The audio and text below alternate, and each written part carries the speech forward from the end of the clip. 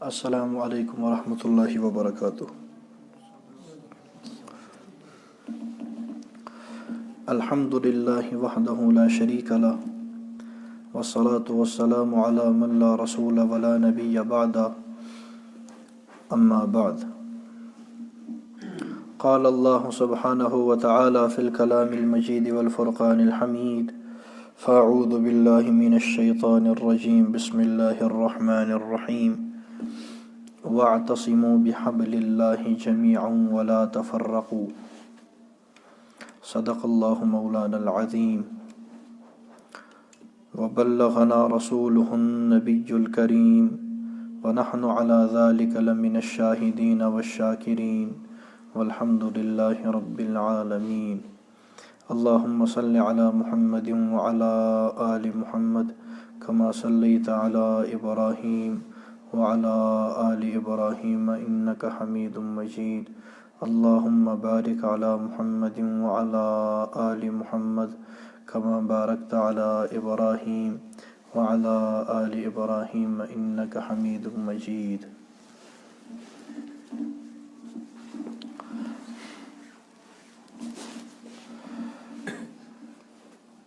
محترم بزرگوں، دوستو،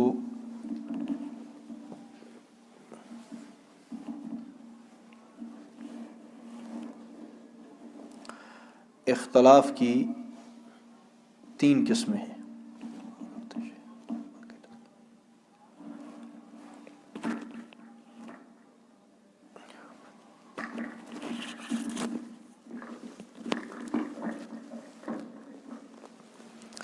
اختلاف کی 3 قسمیں۔ ایک ہوتا ہے ضروریات دین میں اختلاف، ایک ہے ضروریات اہل سنت میں اختلاف، اور ایک ہے اجتہادی اختلاف۔ ضروریات دین ان چیزوں کو کہا جاتا ہے جن کا مسلمان ہونے کے لیے ماننا ضروری ہو، اور ضروریات اہل سنت ان چیزوں کو کہا جاتا ہے جن کا سنی ہونے کے لیے، اہل سنت میں سے ہونے کے لیے ماننا ضروری ہے۔ اور اجتہادی اختلاف وہ جو مسائل اجتہادیہ کے اندر مجتہدین کا آپس میں ہوتا ہے، اسے اجتہادی اختلاف کہتے ہیں۔ ان تینوں اختلافات کی نوعیت علیحدہ ہے اور ان کے حکم علیحدہ ہے۔ اگر کوئی آدمی ضروریات دین میں اختلاف کرتا ہے، ضروریات دین میں سے کسی ایک چیز کا انکار کرتا ہے یا تاویل باطل کرتا ہے، ایسا آدمی قطعاً کافر ہے، کیونکہ ضروریات دین کہتے ہیں انہیں ہیں جن کے انکار سے آدمی کافر ہو جائے، جو قطعی طور پر ثابت ہوں، دلالتاً ثبوت کے اعتبار سے ان کا منکر کافر ہوتا ہے۔ اسی واسطے تمام عالم اسلام قادیانیوں کو کافر کہتا ہے کہ وہ لوگ کافر ہیں۔ وہ صبح سے لے کر شام تک 1000 دفعہ کہیں کہ وہ مسلمان ہیں، اس کے باوجود وہ کافر ہیں، کیونکہ وہ ضروریات دین میں سے ایک چیز ختم نبوت اس کے منکر ہیں۔ اس کے علاوہ بھی ان کی وجوہ کفر ہے، لیکن ایک بہت بڑی وجہ انکار ختم نبوت ہے، جو عام طور پر خطباء علماء بیان فرماتے رہتے ہیں۔ لہٰذا ختم نبوت کے انکار کی وجہ سے وہ کافر ہیں، اور دیگر ان کے وجوہ کفر کی وجہ سے وہ کافر ہیں۔ اگر صرف لا الہ الا اللہ محمد الرسول اللہ صلی اللہ علیہ وسلم کا پڑھنا کافی ہوتا تو وہ تو قادیانی بھی پڑھتے ہیں۔ پچھلی مرتبہ ایک مجلس میں کہا تھا ایک نے، لا الہ الا اللہ محمد الرسول اللہ ہم پڑھتے ہیں، میں نے کہا قادیانی بھی پڑھتے ہیں۔ اگر یہ کافی ہوتا پھر آپ ان کو بھی مسلمان لکھیں، لیکن آپ بھی ان کو مسلمان کہنے کے لیے تیار نہیں، کیونکہ انہوں نے ختم نبوت کا انکار کیا۔ بزرگوں، یہی مسئلہ ہے کہ اگر کوئی آدمی ضروریات دین میں سے کسی ایک چیز کا انکار کرتا ہے، یہ فوراً کافر ہوگا، فوراً کافر ہوگا، اللہ کہ اس کو سمجھایا جائے۔ کوئی آدمی غلطی سے اور کوئی آدمی خطاً کوئی جملہ کہہ دے یا کوئی ایسی بات کر دے جس سے کسی ضرورت کا انکار ہوتا ہو، وہ فوراً سمجھا دیا گیا، اس نے توبہ کر لی، اب اسے ہم کافر نہیں کہیں گے۔ لیکن ایک آدمی قصداً انکار کر رہا ہے، کسی ایک چیز کا انکار کرتا ہے، وہ آدمی فوراً کافر ہوگا۔ دیکھیے، مسلمان ہونے کے لیے تمام ضروریات دین کا اقرار ضروری ہے، لیکن کافر ہونے کے لیے تمام کا انکار ضروری نہیں، کسی ایک چیز کے انکار سے بھی آدمی کافر ہوگا۔ میں مثال سے آپ کو سمجھاتا ہوں، یہ رومال ہے، اس رومال کے پاک ہونے کے لیے شرط ہے یہ تمام ناپاکیوں سے پاک ہونی چاہیے، ہر قسم کی ناپاکی سے۔ جب یہ رومال پاک ہوگی تب پاک کہلائے گی، لیکن ناپاک ہونے کے لیے ضروری نہیں کہ جب تمام ناپاکیاں اس میں لگیں پھر یہ ناپاک ہوگی۔ ناپاک ہونے کے لیے اتنی بات کافی ہے کہ ایک قسم کی ناپاکی اس میں لگ جائے، یہ ناپاک ہو جائے گی۔ تو اسلام ہے طیب اور کفر ہے خبث، اسلام ہے پاکی اور کفر ہے خباثت، یہ نجاست ہے۔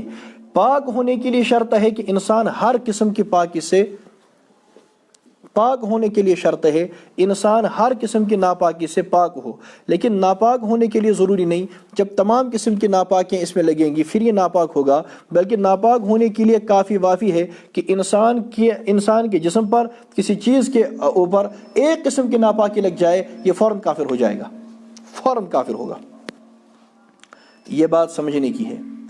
ابلیس نے صرف ایک چیز کا انکار کیا، ختم اس نے ایک سجدے کا انکار کیا، اس وقت وہ سجدہ ضروریات دین میں سے تھا۔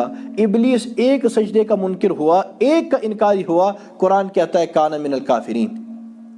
حضور صلی اللہ تعالیٰ علیہ وسلم کے بعد منکرین زکوٰۃ، کیا انہوں نے ڈائریکٹ انکار کیا زکوٰۃ کا؟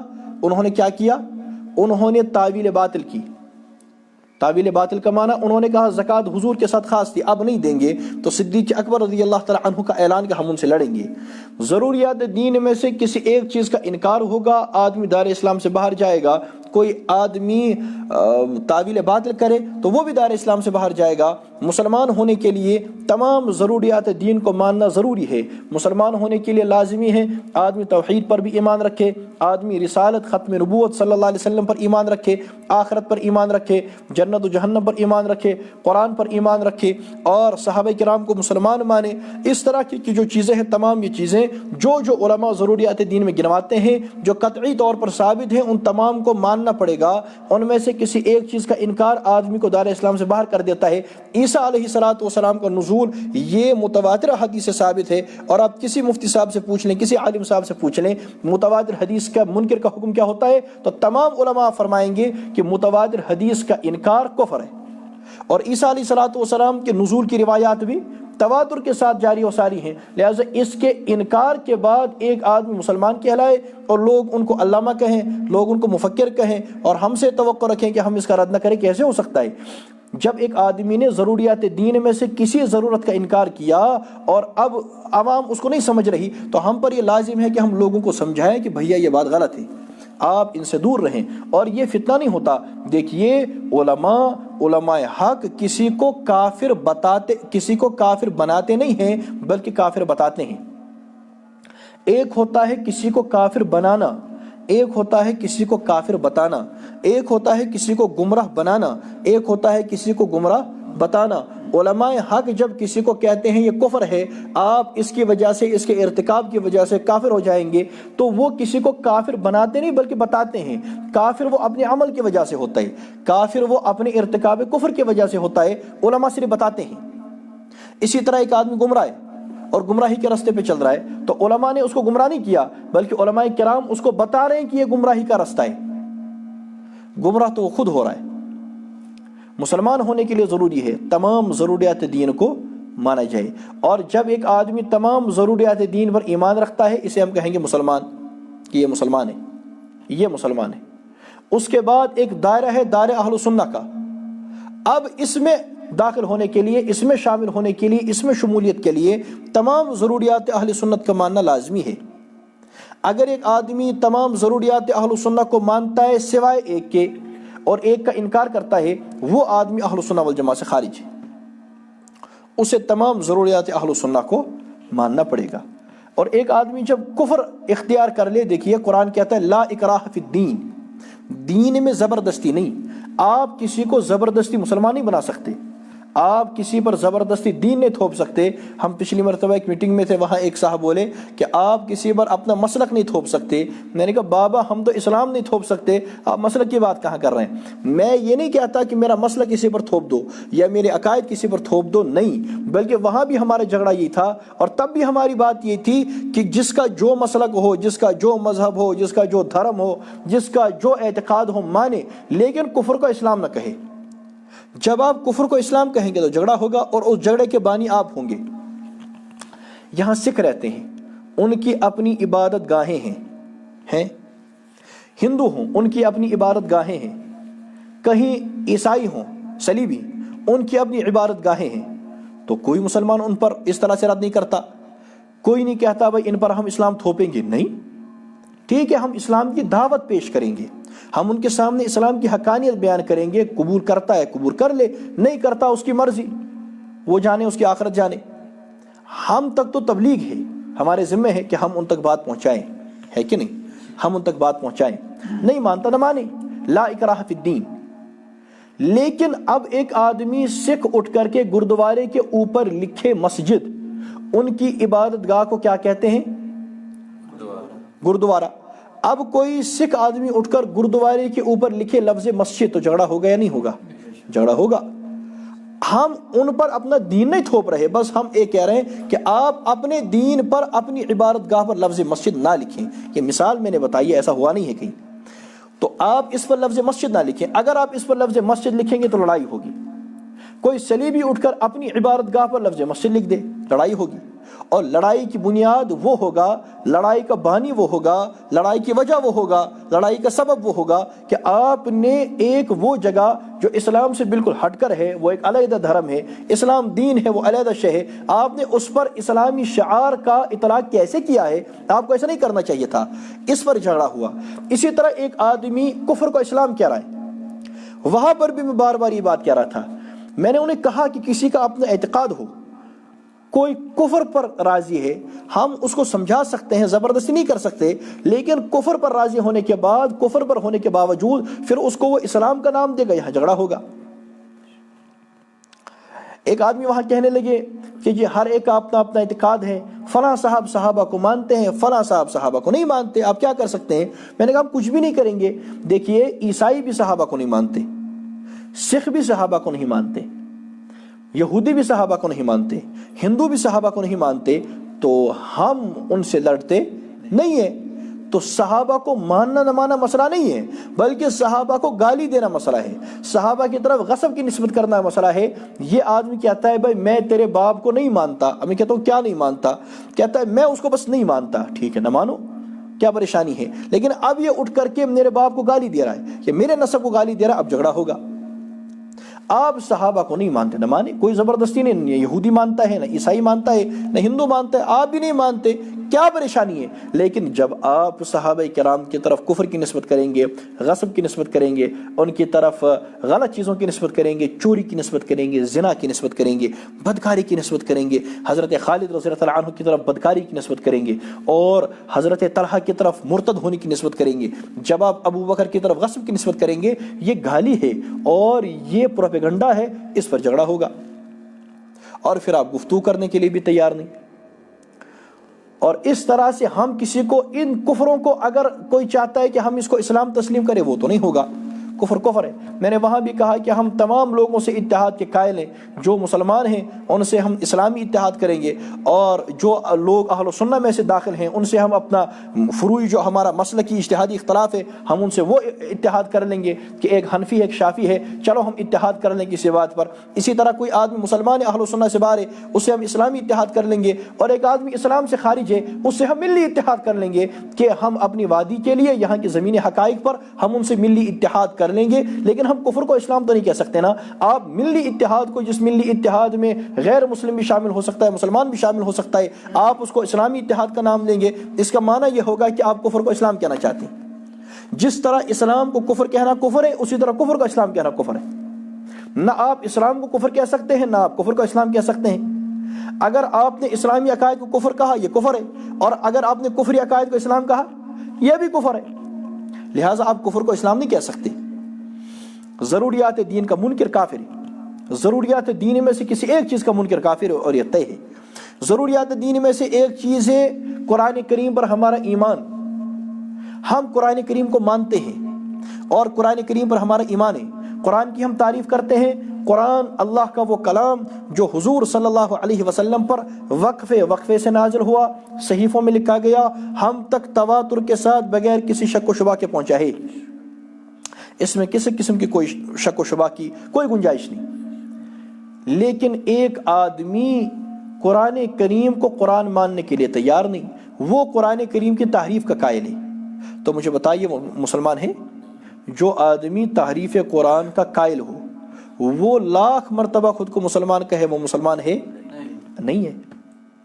ایک آدمی کہتا ہے قرآن کریم میں 17,000 آیات تھی، یہ مسلمان ہے؟ کیونکہ موجودہ قرآن میں ایسا نہیں۔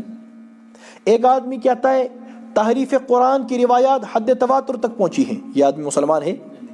نہیں ہے۔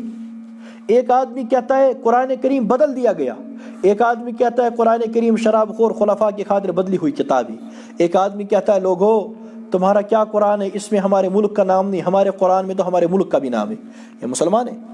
جو آدمی تحریف قرآن کا قائل ہو، جن کے یہاں قرآن کریم کی تحریف کی روایات اور خود انہوں نے تحریف اور اس سے استدلال کیا ہو، حد تواتر تک پہنچی ہو، اصول دین میں شامل ان کے یہاں ایک عقیدے سے زیادہ روایات اس کے متعلق ہونے کا دعویٰ ہو، مجھے بتائیے کیا ایسا مذہب اسلام ہے؟ حضور صلی اللہ علیہ وسلم ایک اسلام لائے تھے، دو اسلام لائے تھے؟ قرآن ایک تھا یا دو تھے؟ قرآن وہی ایک جو اللہ پاک نے نازل فرمایا، محمد عربی علیہ السلام ایک دین لے کر کے آئے، اور ایک دین میں فروعی اختلاف تو ہو سکتا ہے، اجتہادی اختلاف تو ہو سکتا ہے جیسا ائمہ اربعہ کے درمیان ہے، اور یہاں اصول و ضوابط کے درمیان کہیں کسی حد تک تو اختلاف ہو سکتا ہے، لیکن باقاعدہ اتنا اختلاف ہو کہ ایک چیز کو مانتے ہوئے دوسرے چیز کو کفر ماننا لازم آ جائے، اور اس چیز کو تسلیم کرتے ہوئے یہاں کی چیز کا کفر ہونا لازم ہو جائے۔ اس طرح اسلام کے اندر دو چیزیں نہیں ہو سکتی، ورنہ یہ مانا ہوگا کہ حضور دو اسلام لے کر کے آئے۔ حضور صلی اللہ علیہ وسلم صرف ایک اسلام لائے تھے، اور وہ اسلام مکمل ہوا حضور صلی اللہ علیہ وسلم پر، اور اس اسلام کے حضور کے بعد سب سے پہلے خلیفہ حضور کے بلا فصل ابو بکر رضی اللہ تعالی عنہ۔ یہ حضور کا وہ اسلام ہے، اور یہ حضور کا لایا ہوا دین ہے، اور ہم اس دین پر اعتماد رکھتے ہیں، ایمان رکھتے ہیں، اور اسی پر اللہ سے موت چاہتے ہیں۔ ان الدین عند اللہ الاسلام، اللہ کے یہاں جو دین ہے وہ اسلام ہے۔ مسلمان ہونے کے لیے تمام ضروریات دین کو ماننا پڑے گا، ان میں سے ایک چیز قرآن کریم کو ماننا پڑے گا، قرآن کو ہر قسم کی تحریف سے پاک ماننا پڑے گا، اور یہ ماننا پڑے گا جنہوں نے قرآن کو جمع کیا وہ سچے تھے، وہ مسلمان تھے۔ قرآن کریم کے جمع کرنے والے بھی صحابہ کرام، قرآن کریم کی روایت کرنے والے بھی صحابہ کرام، قرآن کریم کو حضور سے سن کر محفوظ کرنے والے صحابہ، حضور صلی اللہ علیہ وسلم سے سن کر جمع کرنے والے صحابہ، آگے روایت کرنے والے صحابہ۔ ابو بکر رضی اللہ تعالی عنہ کے سامنے حضرت عمر رضی اللہ تعالی عنہ نے رائے پیش کی، جیسا کہ صحیح بخاری میں ہے کہ میں چاہتا ہوں کہ قرآن کریم جمع ہو جائے، میرا دل کہتا ہے قرآن کو جمع کرنا چاہیے۔ پہلے صدیق اکبر رضی اللہ تعالی عنہ شرح صدر نہیں ہو رہا تھا، پھر ابو بکر رضی اللہ تعالی عنہ راضی ہو گئے، اور حضرت عمر رضی اللہ تعالی عنہ کی رائے پر کاتبین وحی کو بلایا گیا اور ایک نظام بنایا گیا، قرآن کریم کو جمع کیا گیا۔ حضرت عثمان غنی رضی اللہ تعالی عنہ نے اپنے دور خلافت کے اندر لغت قریش پر اس کو جمع کیا، صحابہ کرام نے اس کو آگے پہنچایا اور بغیر کسی کمی بیشی کے پہنچایا۔ تمام اہل ایمان کا ایمان ہے، جو اللہ نے نازل فرمایا، جو اللہ نے اتارا، حضور صلی اللہ علیہ وسلم نے آگے پہنچایا، بغیر کسی کمی بیشی کے پہنچایا، نہ اس کے اندر کمی فرمائی نہ اس کے اندر بیشی فرمائی، نہ زیادتی کی نہ کمی کی، جیسا اللہ نے نازل فرمایا ویسے حضور نے آگے پہنچایا، جتنا اللہ نے نازل فرمایا اتنا حضور نے آگے پہنچایا، نہ اس میں کمی کی نہ بیشی کی۔ یہ ہمارا ایمان، آگے حضور نے جتنا پہنچایا صحابہ نے اتنا محفوظ کیا، جیسے حضور نے پہنچایا صحابہ نے ویسے محفوظ کیا، جس طرح سے حضور نے پہنچایا اس طرح سے صحابہ کرام نے محفوظ کیا، جیسے حضور نے پہنچایا ویسے آگے صحابہ نے پہنچایا، جیسے حضور نے بتایا ویسے آگے صحابہ نے بتایا، جیسے حضور علیہ الصلوۃ والسلام نے فرمایا ویسے آگے صحابہ نے روایت کیا، جتنا حضور نے دیا اتنا صحابہ نے آگے پہنچایا، جتنا حضور نے دیا اس میں صحابہ نے نہ کمی کی نہ صحابہ کرام نے بیشی کی، بلکہ صحابہ کرام نے بالکل وہی چیز پہنچائی جو حضور صلی اللہ علیہ وسلم نے پہنچائی۔ جو دین اللہ نے نازل فرمایا حضور نے تبدیل فرمایا یا ٹھیک ٹھیک پہنچایا؟ جو دین حضور نے ٹھیک ٹھیک پہنچایا صحابہ نے تبدیل کر دیا یا ٹھیک ٹھیک آگے پہنچایا؟ حضور صلی اللہ علیہ وسلم پر دین کامل ہوا. حضور سے ہمیں کیا حاصل ہوا؟ تکمیل دین. کیا حاصل ہوا؟ تکمیل دین. آگے صحابہ کرام ان سے کیا حاصل ہوا؟ تمکین دین. وعد اللہ الذین آمنوا منکم وعملوا الصالحات لیستخلفنہم فی الارض کما استخلف الذین من قبلہم وَلَيُمَكِّنَنَّ لَهُمْ دِينَهُمُ الَّذِي ارْتَضَىٰ لَهُمْ. اللہ تعالیٰ جو حکومت ان کو عطا کرے گا اس کے ذریعے سے اپنے دین کو مضبوط کرے گا. صحابہ کرام کے زمانے میں اسلام پھیلا اور جو اس وقت کفار کی سب سے بڑی دو سپر پاور تھی. حالانکہ مسلمان سپر پاور صرف اللہ کو مانتے ہیں ہمارے ہاں، اور اسلامی عقیدے کے اعتبار سے اللہ کے سوا کوئی سپر پاور نہیں. آج بھی لوگ فلاں اور فلاں کو سپر پاور کہتے ہیں. لوگوں نے دیکھا ان کا کیا حال ہوا اور کن سے وہ شکست کھا کر کے بھاگے. بزرگوں اس زمانے میں کفار کے یہاں، کفار کے نزدیک جن کو سپر پاور تسلیم کیا جاتا تھا، دو ملک تھے. ان دونوں ملکوں کو صحابہ کرام نے یوں اڑایا جیسے چٹیل میدان میں فٹ بال کھیلا جاتا ہے. اللہ تعالیٰ نے صحابہ کرام کے ذریعے سے اپنے دین کو محفوظ فرمایا، اپنے دین کو محفوظ فرمایا. تو صحابہ کرام سے ہمیں کیا حاصل ہوا؟ تمکین دین. صحابہ کرام سے ہمیں حاصل ہوا تمکین. حضور سے کیا حاصل ہوا؟ تکمیل. اور صحابہ کرام سے تمکین دین حاصل ہوا. آگے یہ دین پہنچا، آگے علماء نے پہنچایا، علماء پہنچاتے چلے گئے اور حضور صلی اللہ علیہ وسلم کی وراثت آگے پہنچی. بعض لوگوں کا یہ بھی کہنا ہے حضور کی وراثت تقسیم نہیں کی گئی. ان کا دعویٰ ہے حضور کی وراثت کھا لی گئی. ہم کہتے ہیں کہ حضور کی وراثت ہے کیا؟ کیا حضور کی وراثت قرآن ہے؟ کیا حضور کی وراثت حضور کے فرمان ہے؟ یا حضور کے وراثت وہ دو درخت تھے؟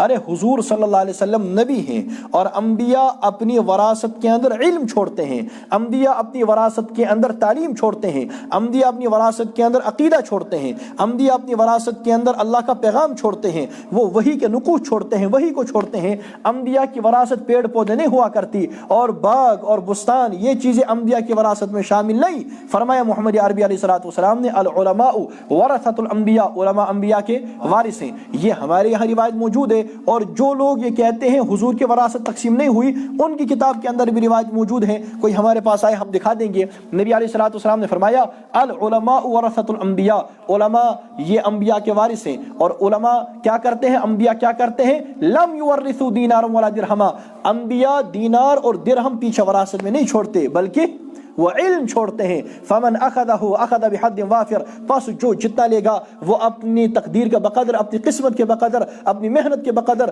اتنا اکتساب علم کرے گا، اتنا لے لے گا. حضور صلی اللہ تعالی علیہ وسلم نے وراثت کے اندر علم چھوڑا، پیغمبر علیہ الصلوۃ والسلام نے علم چھوڑا اور وہ علم تقسیم ہوا، وہ تقسیم علم آگے چلا. قرآن کریم کو حضور کے صحابہ نے، حضور کے شاگردوں نے پیچھے اساتذہ کا دن گزرا تھا، وہ کہتے ہیں نا یوم اساتذہ. تو ہمارے ایک عالم ہیں، ان کا ایک بڑا خوبصورت فرمان ہے. وہ کہتے ہیں دنیا کا کوئی استاذ دعویٰ نہیں کر سکتا میرے تمام شاگرد کامیاب ہیں. دنیا کا کوئی استاذ دعویٰ نہیں کر سکتا میرے تمام شاگرد کامیاب ہیں سوائے محمد الرسول اللہ صلی اللہ تعالیٰ علیہ وسلم کے. حضور صلی اللہ تعالیٰ علیہ وسلم دعویٰ فرما سکتے ہیں اور حضور صلی اللہ علیہ وسلم میدان معاشر کے اندر ہم دیکھیں گے حضور علیہ السلام کے تمام شاگرد اور آپ کے تمام مرید کامیاب. تو حضور کی وراثت علم، اور لوگوں کا کہنا ہے کہ حضور کی وراثت تقسیم ہوئی. ہم کہتے ہیں انہوں نے بھی سچ کہا.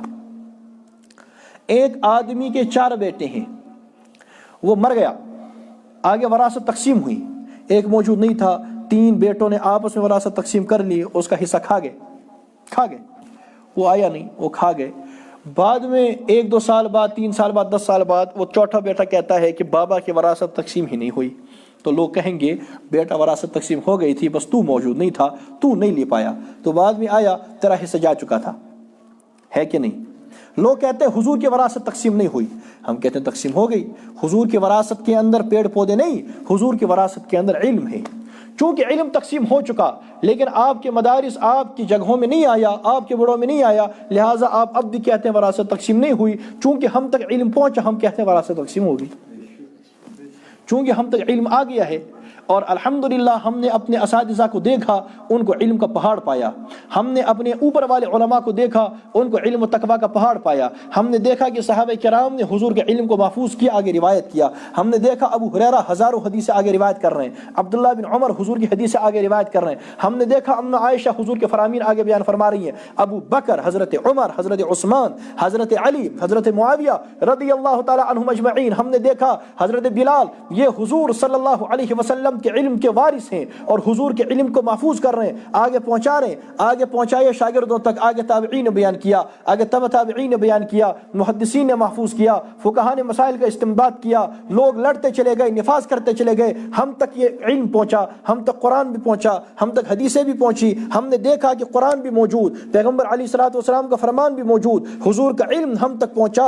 کسی نے زیادہ لیا، کسی نے کم لیا، جتنا جس کا ظرف اللہ نے جس کے مقدر میں جتنا لکھا، جس کے لیے جتنے کا فیصلہ کر دیا. ہم نے دیکھا علم موجود ہے، ہمارے اکابر میں، ہمارے اساتذہ میں علم موجود ہے. ہم نے کتابوں میں پڑھا، اوپر صحابہ کرام میں بھی علم تھا، انہوں نے آگے پہنچایا، انہوں نے آگے وراثت کو پہنچایا. پھر ہم نے دیکھا ابو حنیفہ بھی علم رکھتا تھا، امام شافعی بھی علم رکھتے تھے، امام احمد بن حنبل بھی علم رکھتے تھے. ہم نے دیکھا امام مالک علم رکھتے تھے، امام بخاری اور امام مسلم اور یہ تمام علماء پیرانے پیر علم رکھتے تھے. ہم نے دیکھا چلتے چلتے علم شاہ ولی اللہ تک پہنچا، شاہ عبد العزیز تک پہنچا، اور شاہ محمد اسحاق تک پہنچا، شاہ عبد الغنی تک پہنچا، پھر امام محمد قاسم نانوتوی تک پہنچا، پھر حضرت گنگوہی تک پہنچا، شیخ الہند تک پہنچا، نیچے انور شاہ تک پہنچا، حسین احمد تک پہنچا، محمد الیاس تک پہنچا، اور عبید اللہ تک پہنچا، مفتی کفایت اللہ تک پہنچا. نیچے علماء پہنچتے چلے گئے، شیخ سرفراز تک پہنچا، مفتی شفیع تک پہنچا، مفتی محمود تک پہنچا، یوسف بن نوری تک پہنچا. ان علماء تک علم پہنچا اور ہندوستان کے اندر بھی پہنچا. مفتی سعید کو ہم نے دیکھا، ہم نے مولانا یونس جون پوری کو دیکھا،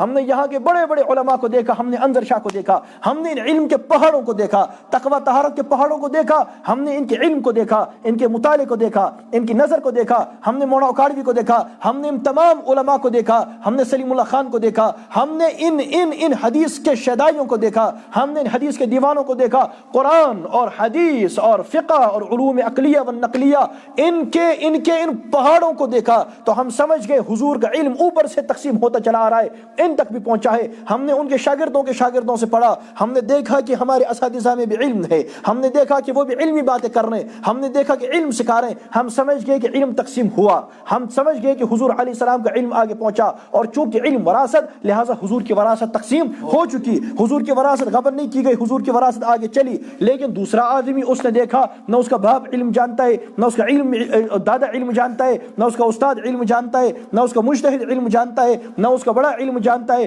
نہ اس کے مرکز میں علم، نہ اس کے مدرسے میں علم، نہ اس کے دائیں والے میں علم، نہ اس کے بائیں والے میں علم. اس نے دیکھا 12 صدیوں سے جہلا چلے آ رہے ہیں. اس نے کہا علم ہے کہاں کہ یہ تقسیم ہی نہیں ہوا شاید، حالانکہ علم تقسیم ہو چکا تھا، بس تم محروم رہ گئے، تمہیں اللہ تعالیٰ نے علم سے محروم رکھا. جب انہوں نے دیکھا کہ علم ہے ہی نہیں تو یہ سمجھے کہ شاید تقسیم ہی نہیں ہوا. جب وہ سمجھے شاید تقسیم ہی نہیں ہوا، ان کو لگا کہ حضور کی وراثت ہے، لہذا وراثت تقسیم ہی نہیں کی گئی. انہوں نے نعرہ بلند کیا کہ حضور کی وراثت تقسیم نہیں کی گئی، بلکہ حضور کی وراثت کو گپن کیا گیا. ہم کہتے ہیں آپ کو غلط فہمی لگی اپنی جہالت کی وجہ سے، چونکہ وراثت آپ تک نہیں پہنچی. آپ نے کہا وراثت تقسیم نہیں ہوئی اور ہم تک وراثت پہنچی. ہم سمجھے کہ صحابہ نے وراثت تقسیم کی اور حضور کے وراثت علم جو تقسیم ہو چکا. سیدھی سی بات ہے. لہٰذا وہ بھی جھوٹ نہیں بول رہے، وہ بھی من وجن سچ کہہ رہے ہیں اپنی جہالت کی وجہ سے. تو حضور کا علم تو تقسیم ہو چکا، یعنی نیچے جو آپ کی وراثت چلی آ رہی تھی، باقی حضور کا علم کوئی اس کو اتنا نہ کاٹ دے اس کے بعد کہے کہ اس نے کیا کہہ دیا. حضور کا علم کہاں، حضور کا علم کائنات کے علم کو تو حضور کے علم سے وہ نسبت بھی نہیں جو قطرے کو سمندر سے ہوتی ہے. یعنی نیچے جو حضور علیہ السلام کی وراثت تھی، جو فرمایا کہ انبیاء اپنی وراثت میں علم چھوڑتے ہیں، وہ آگے تقسیم ہوتا چلا گیا. ہمارے یہاں تاریخ دارالعلوم کی کتابوں کے اندر ایک واقعہ لکھا ہے، ادھر پانی لے آؤ. ایک واقعہ لکھا ہے، کہتے ہیں دارالعلوم دیوبند کے جو ابتدائی محتمم حضرات میں سے تھے مولانا محمد احمد رحمۃ اللہ علیہ، ان کے زمانے میں ایک طالب علم آیا اور شوربے سے بری کٹوری حضرت کے سامنے پھینک دی. کہا یہ شوربہ ہے، کیا دیتے ہو دارالعلوم کے طلباء کو، اس سے تو وضو جائز ہے، یعنی راس کی نشو آب، یہ کیا؟ تو حضرت نے ان کو نیچے سے اوپر تک یوں دیکھا اور دیکھنے کے بعد فرمایا کہ یہ دارالعلوم کا طالب علم نہیں ہے. جب جانچ کی گئی تو واقعی ویسے مسئلہ تھا، وہ دارالعلوم کا طالب علم نہیں تھا، اس نے کسی طرح دھوکے سے اپنا نام مطبخ کی لسٹ میں لگا دیا تھا، کھانے کے وقت آ جاتا کھا لیتا۔ خیر وہ معاملہ ادھر ادھر کر دیا گیا۔ بعد میں لوگوں نے حضرت سے پوچھا کہ آپ نے یہ بالجزم کیسے کہہ دیا کہ دارالعلوم کا طالب علم نہیں ہے؟ حضرت ٹالتے رہے، لیکن چھوڑنے والے بھی کہاں چھوڑتے، لے بتائیے حضرت، بتائیے حضرت، بتائیے۔ تو جب لوگوں نے بہت اصرار کیا، حضرت فرمانے لگے کہ میں نے ایک مرتبہ خواب دیکھا۔ خواب کوئی شرعی دلیل نہیں ہے، نہ میں خواب بیان کرتا رہتا ہوں، میری پچھلی تاریخ موجود ہے، بہرحال ابھی مجھے یاد آ گیا تو یہ ہے، موجود ہے۔ فرمایا میں نے خواب دیکھا، خواب کے اندر میں نے دیکھا کہ وہ جو دارالعلوم کا کنواں ہے نا، تو آپ میں سے آپ نے دیکھا ہوگا جو گئے ہوں گے، دارالعلوم میں جو کنواں ہے، فرمایا اس کنویں پر میں نے دیکھا شہنشاہ کائنات حضرت محمد عربی صلی اللہ تعالیٰ علیہ وسلم تشریف فرمائے، یہ خواب میں ہے، اور اس کنویں کے اندر دودھ ہے، حضور صلی اللہ علیہ وسلم وہ دودھ اٹھا رہے ہیں اور تقسیم کر رہے ہیں، سامنے طلبہ کی لائن ہے اور ان کے ہاتھوں میں برتن ہیں، حضور صلی اللہ علیہ وسلم ان کے برتنوں میں دودھ ڈال رہے ہیں اور وہ لے جا رہے ہیں، حضور دودھ ڈال رہے ہیں وہ لے جا رہے ہیں، حضور دودھ ڈال رہے ہیں وہ لے جا رہے ہیں، ایسے ہو رہا ہے۔ کسی کا برتن بڑا ہے، کسی کا برتن چھوٹا ہے۔ اس وقت میں نے اس تمام لائن کو دیکھ لیا تھا، ان برتنوں کو دیکھ لیا تھا، میں نے ان لائن کو دیکھ لیا تھا، مجھے ان تمام خواب میں دیکھے گئے طلباء کی شکلیں یاد تھیں۔ جب میں نے اس کو دیکھا اور اوپر سے لے کر نیچے تک اس کو بغور دیکھتا رہا تو مجھے یقین ہو گیا کہ یہ اس لائن میں نہیں تھا، مجھے اس کی شکل یاد نہیں پڑی، میں سمجھ گیا کہ دارالعلوم کا طالب علم ہے ہی نہیں، کیونکہ دارالعلوم کے تمام طلباء اس وقت میری لائن میں دیکھ لیے تھے۔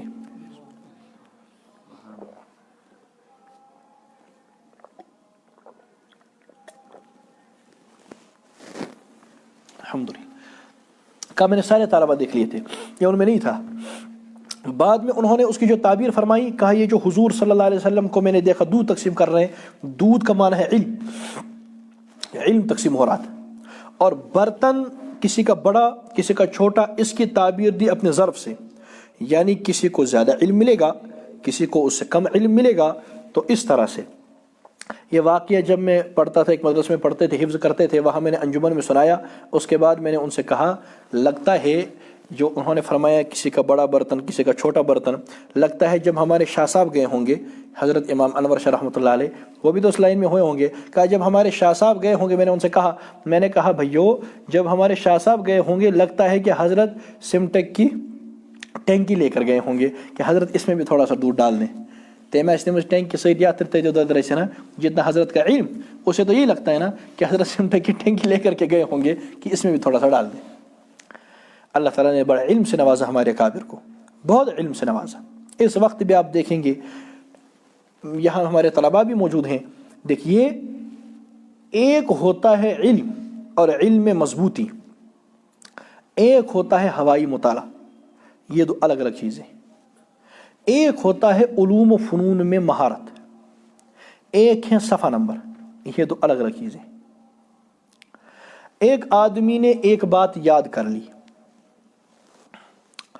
طلباء اس بات کو خوب یاد رکھیں، اس نے ایک بات یاد کر کے یہ بات 10 کتابوں میں لکھی ہے، اس نے رٹا لگا لیا فلاں کتاب میں فلاں صفحے پر ہے، فلاں کتاب میں فلاں صفحے پر ہے، فلاں کتاب میں فلاں صفحے پر ہے، فلاں کتاب میں فلاں صفحے پر ہے، یہ کوئی علم ہے؟ اس کو علم نہیں کہتے۔ ہاں اچھی چیز ہے، اس کا حافظہ ہے کہ اس نے یاد رکھ لیا، لیکن یہ چیز علم نہیں۔ علم ہے علوم اور فنون کے اندر پختگی اور مہارت حاصل کرنا۔ مثلا ایک فن ہے فن نحو، اس فن کے اندر اگر آپ مہارت حاصل کر لیں گے اسے کہیں گے کہ یہ نحو کا عالم ہے، نہ کہ آپ نحو میر آپ نے ساری زبان یاد کر لی لیکن آپ کو فن نحو آتا نہیں، تو اس کو نحو کا عالم تھوڑے کہیں گے۔ آپ نے فائل کی تعریف یاد کر لی، اس کے بعد نحو میر سے، اور پھر ہدایت نحو سے، پھر کافیہ سے، پھر شرح جامی سے، پھر اور یہ تو وہ کتابیں جو ہمارے یہاں پڑھتے پڑھاتے ہیں، تو اور نحو کی کتابوں سے آپ نے فائل کی تعریف یاد کر کے آپ نے صفحہ نمبر یاد رکھ لیا، کافیہ فلاں صفحے پر ہے، ہدایت نحو فلاں صفحے پر ہے، نحو میر فلاں صفحے پر ہے، نحو میر کی جو کافی فلاں مدرسے میں لکھی تو اس میں فلاں صفحے پر ہے، اور شرح جامی میں فلاں صفحے پر ہے، اور فلاں کتاب میں فلاں صفحے پر ہے۔ آپ نے اس طرح فائل کی تعریف یاد کر لی، پھر مفعول کی تعریف یاد کر لی، پھر حال کی رجوع الحال کی، ان تمام چیزوں کی تعریف یاد کر لی۔ دوسرا آدمی اس نے نحو میر دیکھی نہیں، ٹھیک، اس نے کافیہ بھی نہیں دیکھی، اس نے شرح جامی نہیں، اس نے بس ہدایت نحو پڑھی، لیکن پڑھی ماہر استاد سے، اور اس طرح سے پڑھی کہ وہ فن نحو کا ماہر ہو گیا۔ اب اس کو ہدایت نحو کا صفحہ نمبر تو نہیں آتا، اس کو کافیہ کا صفحہ نمبر تو نہیں آتا، اس کو شرح جامی کا صفحہ نمبر تو نہیں آتا، لیکن وہ فن نحو کو جانتا ہے۔ آپ کو 2-4 چیزوں کے صفحے نمبر تو آتے ہیں، لیکن آپ مکمل فن نہیں جانتے۔ مجھے بتائیے عالم کون ہے نحو کا؟ جس کو فن نحو آتا ہے، اس کو صفحہ نمبر گنوانے کی ضرورت، اب وہ خود آپ کو قاعدے بتائے گا، آپ کو قاعدے سمجھائے گا۔ حالانکہ الحمدللہ میں کافیہ کا حافظ ہوں الحمدللہ، اور تہذیب کا بھی حافظ ہوں، میں کئی متون کا حافظ ہوں الحمدللہ، لیکن بہرحال اصل چیز ہے فن کو سمجھنا، اسے کہتے ہیں علم۔ اسی طرح فن صرف ہے، اب فن صرف کو سمجھ لیں۔ اب آپ علم الصیغہ سے ایک گردان یاد کر کے آپ نے صفحہ نمبر یاد رکھ لیا، پھر میزان، پھر منشیب سے آپ نے صفحہ نمبر یاد رکھ لیا، پھر آپ نے ارشاد الصرف سے صفحہ نمبر یاد رکھ لیا، پھر آپ نے وہاں سے یاد کر کے پنج گنج سے کوئی صفحہ نمبر یاد رکھ لیا، تو اسے علم نہیں کہیں گے۔ اگر آپ صرف کی کوئی ایک کتاب پڑھ لیں مکمل، یا اگر آپ نے کسی استاد سے بورڈ پر پڑھا، کاپی لکھی، اسے زبانی پڑھا، لیکن فن صرف آپ کو آ گیا اور آپ فن صرف کے ماہر ہو گئے، آپ فن صرف کے عالم ہیں۔ تو اصل چیز ہے علوم و فنون میں پختگی حاصل کرنا۔ فن منطق میں آپ نے پختگی حاصل کر لی، آپ نے تفسیر میں پختگی حاصل کر لی، تو دیکھیے اصل علم ہوتا ہے ان فنون کے اندر پختگی حاصل کرنا اور ان پر مہارت حاصل کرنا، اسے کہتے ہیں علم۔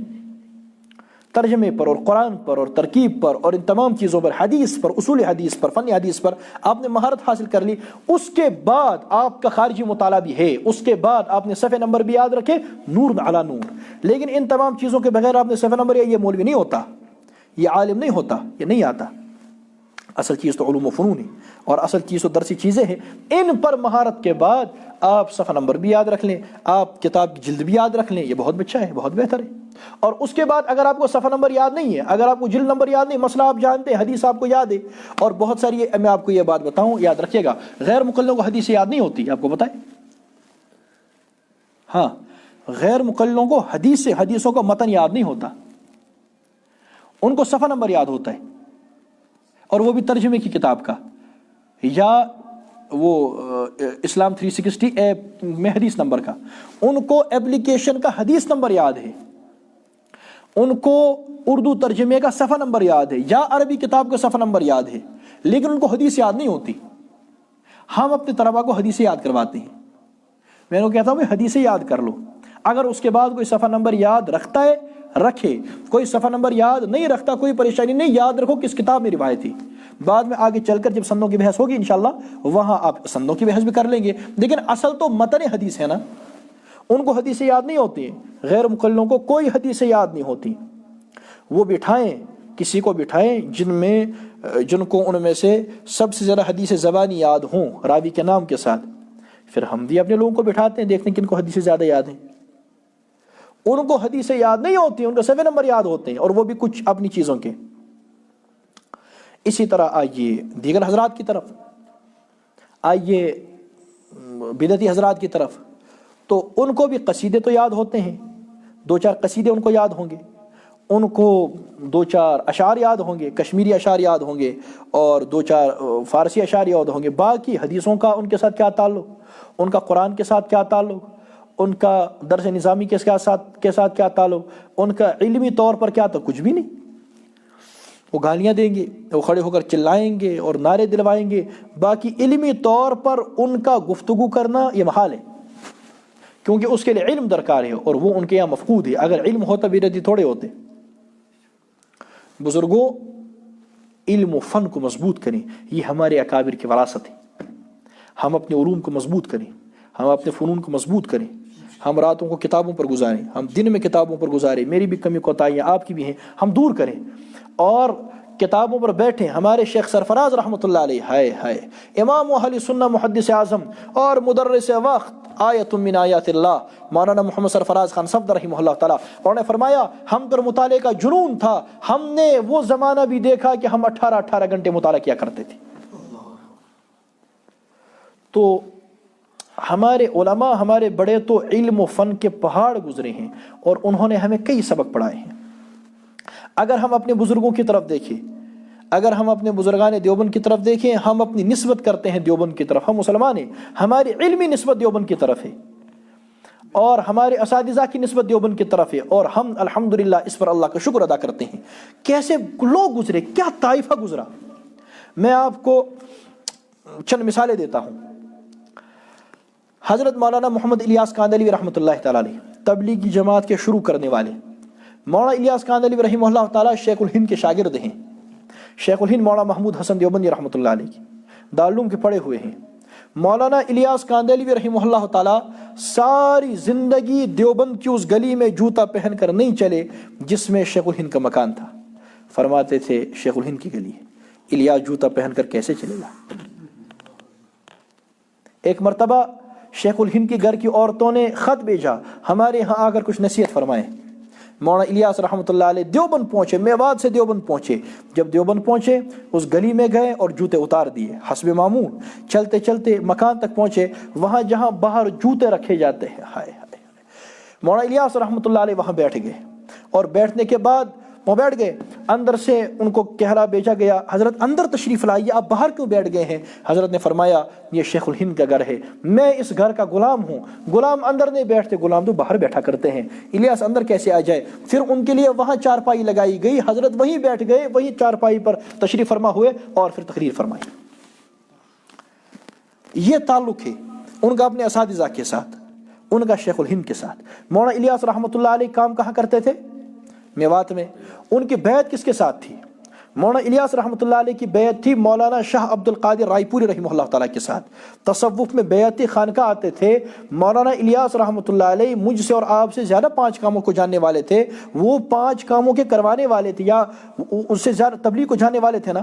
مولانا الیاس کاندھلوی رحمۃ اللہ علیہ تبلیغ کے جانے والے تھے اور زیادہ جاننے والے تھے، اس کے باوجود مولانا الیاس رحمہ اللہ تعالیٰ کی بیعت تھی حضرت شاہ عبد القادر کے ساتھ۔ پھر وہاں سے مولانا الیاس رحمۃ اللہ علیہ میوات سے رائے پور جاتے تھے، اتنا سفر کر کے شاہ عبد القادر کے پاس جاتے تھے۔ حضرت فرماتے مولانا آپ تو اتنا بڑا کام کر رہے ہیں، عظیم کام کر رہے ہیں، بہترین کام کر رہے ہیں، آپ وہاں سے یہاں کیوں آتے ہیں، کیا ضرورت ہے؟ مولانا الیاس رحمۃ اللہ علیہ فرماتے اگرچہ میرے ساتھ ذاکرین اور شاکرین کی جماعت ہوتی ہے، لیکن لوگوں کے ساتھ اٹھنے بیٹھنے میں اس میل جول کے اندر میرے دل کے اندر کچھ غبار آتا ہے، وہ غبار آپ کے پاس اتارنے آتا ہوں، اور لگاتار آتے جاتے ہیں۔ یہ تعلق تھا اپنے اکابر، اپنے علماء کے ساتھ۔ مولانا الیاس رحمۃ اللہ علیہ خالص دعوت کے آدمی، خالص تبلیغ کے آدمی، اور شیخ الاسلام والمسلمین مولانا حسین احمد مدنی رحمۃ اللہ علیہ سیاست میں ان کی شمولیت، سیاست ان کا کام، وہ دارالعلوم کے مدرس بھی تھے اور سیاست میں بھی تھے۔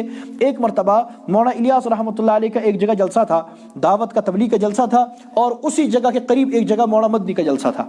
مولانا مدنی رحمۃ اللہ علیہ سے کسی نے اسٹیج پر کہا کہ مولانا الیاس آنے والے ہیں۔ حضرت نے اعلان فرمایا، سیاسی جلسہ تھا، فرمایا یہاں کوئی تقریر نہیں ہوگی، قریب میں مولانا الیاس تشریف لائے ہیں، وہاں سارے چلیں گے اور ان کی تقریر سنیں گے۔ مولانا الیاس رحمۃ اللہ علیہ آ رہے تھے، ان سے کسی نے کہا قریب میں مولانا مدنی آئے ہوئے ہیں، حالانکہ ان کا سیاست کے ساتھ کیا تعلق؟ حضرت نے فرمایا اچھا مولانا مدنی تشریف لائے ہیں کہ جی ہاں؟ فرمایا یہاں جتنے لوگ آئے ہیں آج کوئی تقریر نہیں ہوگی، کوئی تشکیل نہیں ہوگی، سارے اٹھ کر کے مولانا مدنی کی تقریر سنیں گے اور وہاں چلیں گے۔ وہ لوگ وہاں سے چلے، یہ لوگ یہاں سے چلے، یعنی وہ نتیجہ کیا ہوا؟ کوئی بھی جلسہ نہیں ہوا۔ مولانا الیاس رحمۃ اللہ علیہ نے کہا سارے مولانا مدنی کے پاس چلیں، مولانا مدنی نے کہا سارے مولانا الیاس کے پاس چلیں۔ یہ آپس میں محبت تھی، یہ آپس میں تعلق تھا، حالانکہ بالکل الگ الگ کام۔ تو وہ سمجھتے تھے اگرچہ بظاہر ہم الگ الگ کام کر رہے ہیں، شیخ الہند کے شاگردوں نے جو الگ الگ میدان سنبھالے، ہائے حق ادا کر دیا۔ شیخ الہند کے ایک شاگرد مولانا انور شاہ، جو انہوں نے علم کا میدان سنبھالا، مولانا مدنی پڑھا بھی رہے اور سیاست بھی سنبھال رہے ہیں۔ مولانا تھانوی رحمۃ اللہ تعالیٰ جو خانقاہ اور کتابوں کو اور اپنے ایک فن کو سنبھالا، حق ادا کر دیا۔ مولانا الیاس رحمۃ اللہ علیہ گئے میواتیوں کے اندر جو تبلیغ کا کام کیا، کیا کام کیا، عجب کام فرمایا۔ مولانا عبید اللہ سندھی رحمۃ اللہ علیہ گئے سیاست کے لیے لڑنے کے لیے اور تحریک یاغستان کے لیے، ہر آدمی اپنے اندر ایک انجمن تھا، لیکن انہوں نے کبھی دوسرے آدمی کو، دوسرے دین کے شعبے کو انہوں نے کبھی بھی اپنا دشمن نہیں سمجھا، اپنا مخالف نہیں سمجھا، اپنا معاون سمجھا۔ اور یہی علماء دیوبند کا طریقہ ہے، یہی دیوبندیت ہے کہ دین کے ہر شعبے کو، اہل حق کے ہر شعبے کو ہم اپنا معاون سمجھیں۔ ایک عالم تھے امام اہل سنہ مولانا عبد الشکور لکھنوی رحمۃ اللہ علیہ، آپ کو پتہ ہے انہیں امام اہل سنہ کیوں کہتے ہیں؟ مولانا الیاس کی مبارک زبان سے ایک مرتبہ ان کے لیے لفظ نکلا کہ عبد الشکور تو امام وقت تھے، عبد الشکور لکھنوی تو امام وقت ہے، ان کے منہ سے یہ لفظ، ان کے منہ سے لفظ نکلنا تھا، اللہ تعالیٰ نے ایسی تاثیر ڈالی ان کے لیے لفظ ہی جم گئے امام امام، اور امام اہل سنہ کا ان کے لیے لفظ ثبت ہو گیا۔ مولانا عبد الشکور رحمۃ اللہ علیہ کہاں کام کرتے تھے؟ لکھنؤ میں۔ کس فن میں کام کرتے تھے؟ رد رفظ میں۔ رد رفظ میں عبد الشکور لکھنوی سے بڑا عالم آج تک پیدا نہیں ہوا ان کے بعد۔ عبد الشکور لکھنوی رحمۃ اللہ علیہ، علامہ توسیوی کے استاذ، بڑے عالم تھے علامہ عبد الشکور لکھنوی، وہ کام کرتے تھے رد رفظ پر۔ مجھے بتائیے، رد فرقہ ہے باطلہ اور دعوت و تبلیغ، ان کا بظاہر آپس میں جوڑ ہے؟ لیکن مولانا الیاس رحمۃ اللہ علیہ کتنی محبت کرتے تھے مولانا عبد الشکور سے، بار بار ان کا تذکرہ کرتے تھے، بار بار ان سے ان کا نام لیتے تھے، بار بار ان کے بارے میں خیر خبر پوچھتے تھے، ان سے محبت تھی، اور فرماتے تھے اپنے دیار میں جو مقام مولانا اشرف علی کا ہے، ہمارے دیار میں وہ مقام مولانا عبد الشکور کا ہے۔ ایک مرتبہ کوئی معاملہ ہو گیا اور وارنٹ نکل آئی کہ عبد الشکور کی تحریک کی طرف سے کسی کو گرفتاری دینی پڑے گی۔ پتہ گرفتاری دینے کون آیا؟ مولانا الیاس رحمۃ اللہ علیہ۔ فرمایا بیٹا گرفتاری میں دیتا ہوں۔ یہ آپس میں تعلق، آج ہم اس کا تصور کر سکتے ہیں؟ ہم سوچ سکتے ہیں؟ نہیں سوچ سکتے۔ یہ اکابر کا زمانہ ہے۔ سیاست اختلاف سیاسی بڑا زبردست تھا مولانا مدنی اور مولانا تھانوی کے درمیان، سیاسی اختلاف کا زمانہ ہے۔ مولانا مدنی رحمۃ اللہ علیہ تھانہ بھون پہنچے خانقاہ میں۔ جب خانقاہ تھانہ بھون پہنچے تو جمعرات تھی، وہاں قیام فرمایا، بہت لوگوں کو ناگوار بھی گزرتا۔ ایک ہوتا ہے پیر، ایک ہوتا ہے مرید۔ ابھی میں اس عنوان پر بات نہیں کرتا ورنہ بات کہیں اور چلی جائے گی۔ مرید بڑے زبردست، یہ بڑی زبردست مخلوق ہے۔ مرید ایک الگ قسم کی مخلوق ہے، اس پر انشاءاللہ کہیں میں تفصیل گفتگو کروں گا۔ ایک شاگرد ہوتا ہے، ایک مرید ہوتا ہے۔ میری اس پر گفتگو سوشل میڈیا پر بھی موجود تھی۔ مرید اور شاگرد میں فرق ہے، انشاءاللہ کبھی یہاں بھی کر لوں گا۔ خیر، اب مولانا تھانوی رحمۃ اللہ علیہ تو خوش ہیں کہ مولانا مدنی آئے ہیں، لیکن بعض مریدوں کو پھر بھی تکلیف ہوتی ہے، ہمارے پیر کا مخالف ہے، اور بابا تمہارا پیر اس کے ساتھ بیٹھا ہے، تمہیں کیا پریشانی؟ اختلاف علمی ہے یا اختلاف سیاسی ہے، اختلاف کیا ہے ان کا آپس میں ہے، وہ اس کے باوجود ایک دوسرے کا احترام کر رہے ہیں، ایک دوسرے سے محبت کر رہے ہیں۔ دیکھیں، اختلاف کا تقاضا نفرت نہیں ہوتا، اختلاف رائے کا تقاضا نفرت نہیں ہوتا۔ میں اپنے کئی اساتذہ سے کئی مسئلوں میں، کئی چیزوں میں یا تفکر کے اندر اختلاف رکھتا ہوں، یا میرے کئی سارے ساتھی ہم سے اختلاف رکھتے ہیں، لیکن کیا اس کا معنی نفرت ہے؟ نہیں۔ کسی کی سوچ علیحدہ ہوتی ہے، کسی کی سوچ علیحدہ ہوتی ہے۔ یہ میرا ساتھی سمجھتا ہے کہ دین کا کام یوں بہتر طریقے سے ہوگا، ہم نے سمجھتے ہیں کہ وقت کا تقاضا اس چیز کا ہے۔ خیر، وہ بھی اپنی طرف سے درست یعنی مخلص ہے اور وہ چاہتا ہے کہ دین کا کام ہو، اس کی سوچ یہ ہے یوں ہونا چاہیے، ہماری سوچ یہ ہے یوں ہونا چاہیے۔ اب اس میں نفرت کیوں کرنی ہے؟ وہ بھی دین کا کام چاہتا ہے، میں بھی دین کا کام چاہتا ہوں، اس کے عقائد بھی درست ہیں، میرے عقائد بھی درست ہیں، اس کے مسائل بھی درست ہیں، میرے مسائل بھی درست ہیں، وہ بھی علماء دیوبند کا متعلق، اور ہمارا تعلق بھی انہی اکابر اور انہی اہل اللہ کے ساتھ ہے۔ اب اس کی سوچ اور میری سوچ میں فرق ہے۔ یہاں پر جتنے ہم لوگ بیٹھے ہوئے ہیں، کیا کسی کی بھی سوچ دوسرے آدمی سے مل سکتی ہے؟ تفکر کا تو اختلاف ہوتا ہے، تفکر کا فرق ہوتا ہے، لیکن اس کا تقاضا تھوڑے ہوتا ہے کہ ہم نفرت کریں، نہیں۔ ہم آپس میں ایک ہیں، اہل حق کے جتنے شعبے ہیں تمام آپس میں ایک ہیں، لیکن کاش اس بات کو سمجھا جاتا، کاش لوگ اس بات کو سمجھتے۔ ہم تو اتحاد کی باتیں کر رہے ہیں، اس کے باوجود ہمیں لوگ کہتے ہیں کہ جی آپ اختلاف اٹھاتے ہیں، آپ ہم سے لڑتے ہیں اور ہم اختلافی ہو گئے۔ میں ایک مرتبہ یہاں ایک مدرسے میں گیا، یہیں سری نگر میں ایک مدرسہ ہے، مفتی صاحب کے پاس گیا، تو وہاں ایک آدمی بیٹھا ہوا تھا۔ اس نے جب مجھے دیکھا، کہا فلاں ہیں؟ میں نے کہا جی فلاں ہوں۔ تو کہا آپ سے ملاقات کا بڑا شوق تھا؟ میں نے کہا الحمدللہ ہو گئی۔ کہتا ہے مجھے آپ سے کچھ گفتگو کرنی ہے۔ میں نے کہا کیجئے۔ کہنے لگا آپ کو غصہ تو نہیں آئے گا؟ میں نے کہا مجھے تو انشاءاللہ نہیں آئے گا، لیکن پھر جب میں جواب دوں گا تو آپ کو غصہ تو نہیں آئے گا؟ کہتا ہے جی انشاءاللہ نہیں آئے گا۔ میں نے کہا بتائیے۔ کہا آپ غلط کرتے ہیں۔ میں نے کہا میں کیا غلط کرتا ہوں؟ کہنے لگا آپ فلاں کے خلاف کہتے ہیں، فلاں کے بھی خلاف کہتے ہیں، فلاں کے بھی خلاف کہتے ہیں۔ میں نے کہا آپ نے کتنوں کے نام لیے؟ اس نے 3 کے نام لیے۔ اس نے غیر مقلدوں کا، بریلویوں کا اور مودودیوں کا نام لیا۔ میں نے اس سے کہا آپ کیا سمجھتے ہیں، غیر مقلد ٹھیک ہیں؟ کہنے لگے نہیں غلط ہے۔ میں نے کہا بریلوی؟ کہنے لگا غلط ہے۔ میں نے کہا مودودی؟ کہنے لگا غلط ہے۔ میں نے کہا پھر مجھ سے بڑے فسادی تو آپ ہیں، میں 3 کو غلط کہتا ہوں، آپ 4 کو غلط کہتے ہیں۔ میں نے کہا میں کہتا ہوں غیر مقلد غلط، بریلوی غلط، مودودی غلط، 3 ہو گئے۔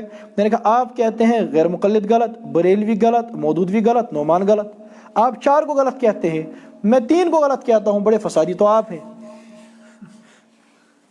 وہ خاموش ہو گیا۔ میں نے کہا بھیا میں 3 کو غلط کہوں میں غلط، آپ 4 کو غلط کہہ رہے ہیں، آپ ٹھیک کیسے ہو گئے؟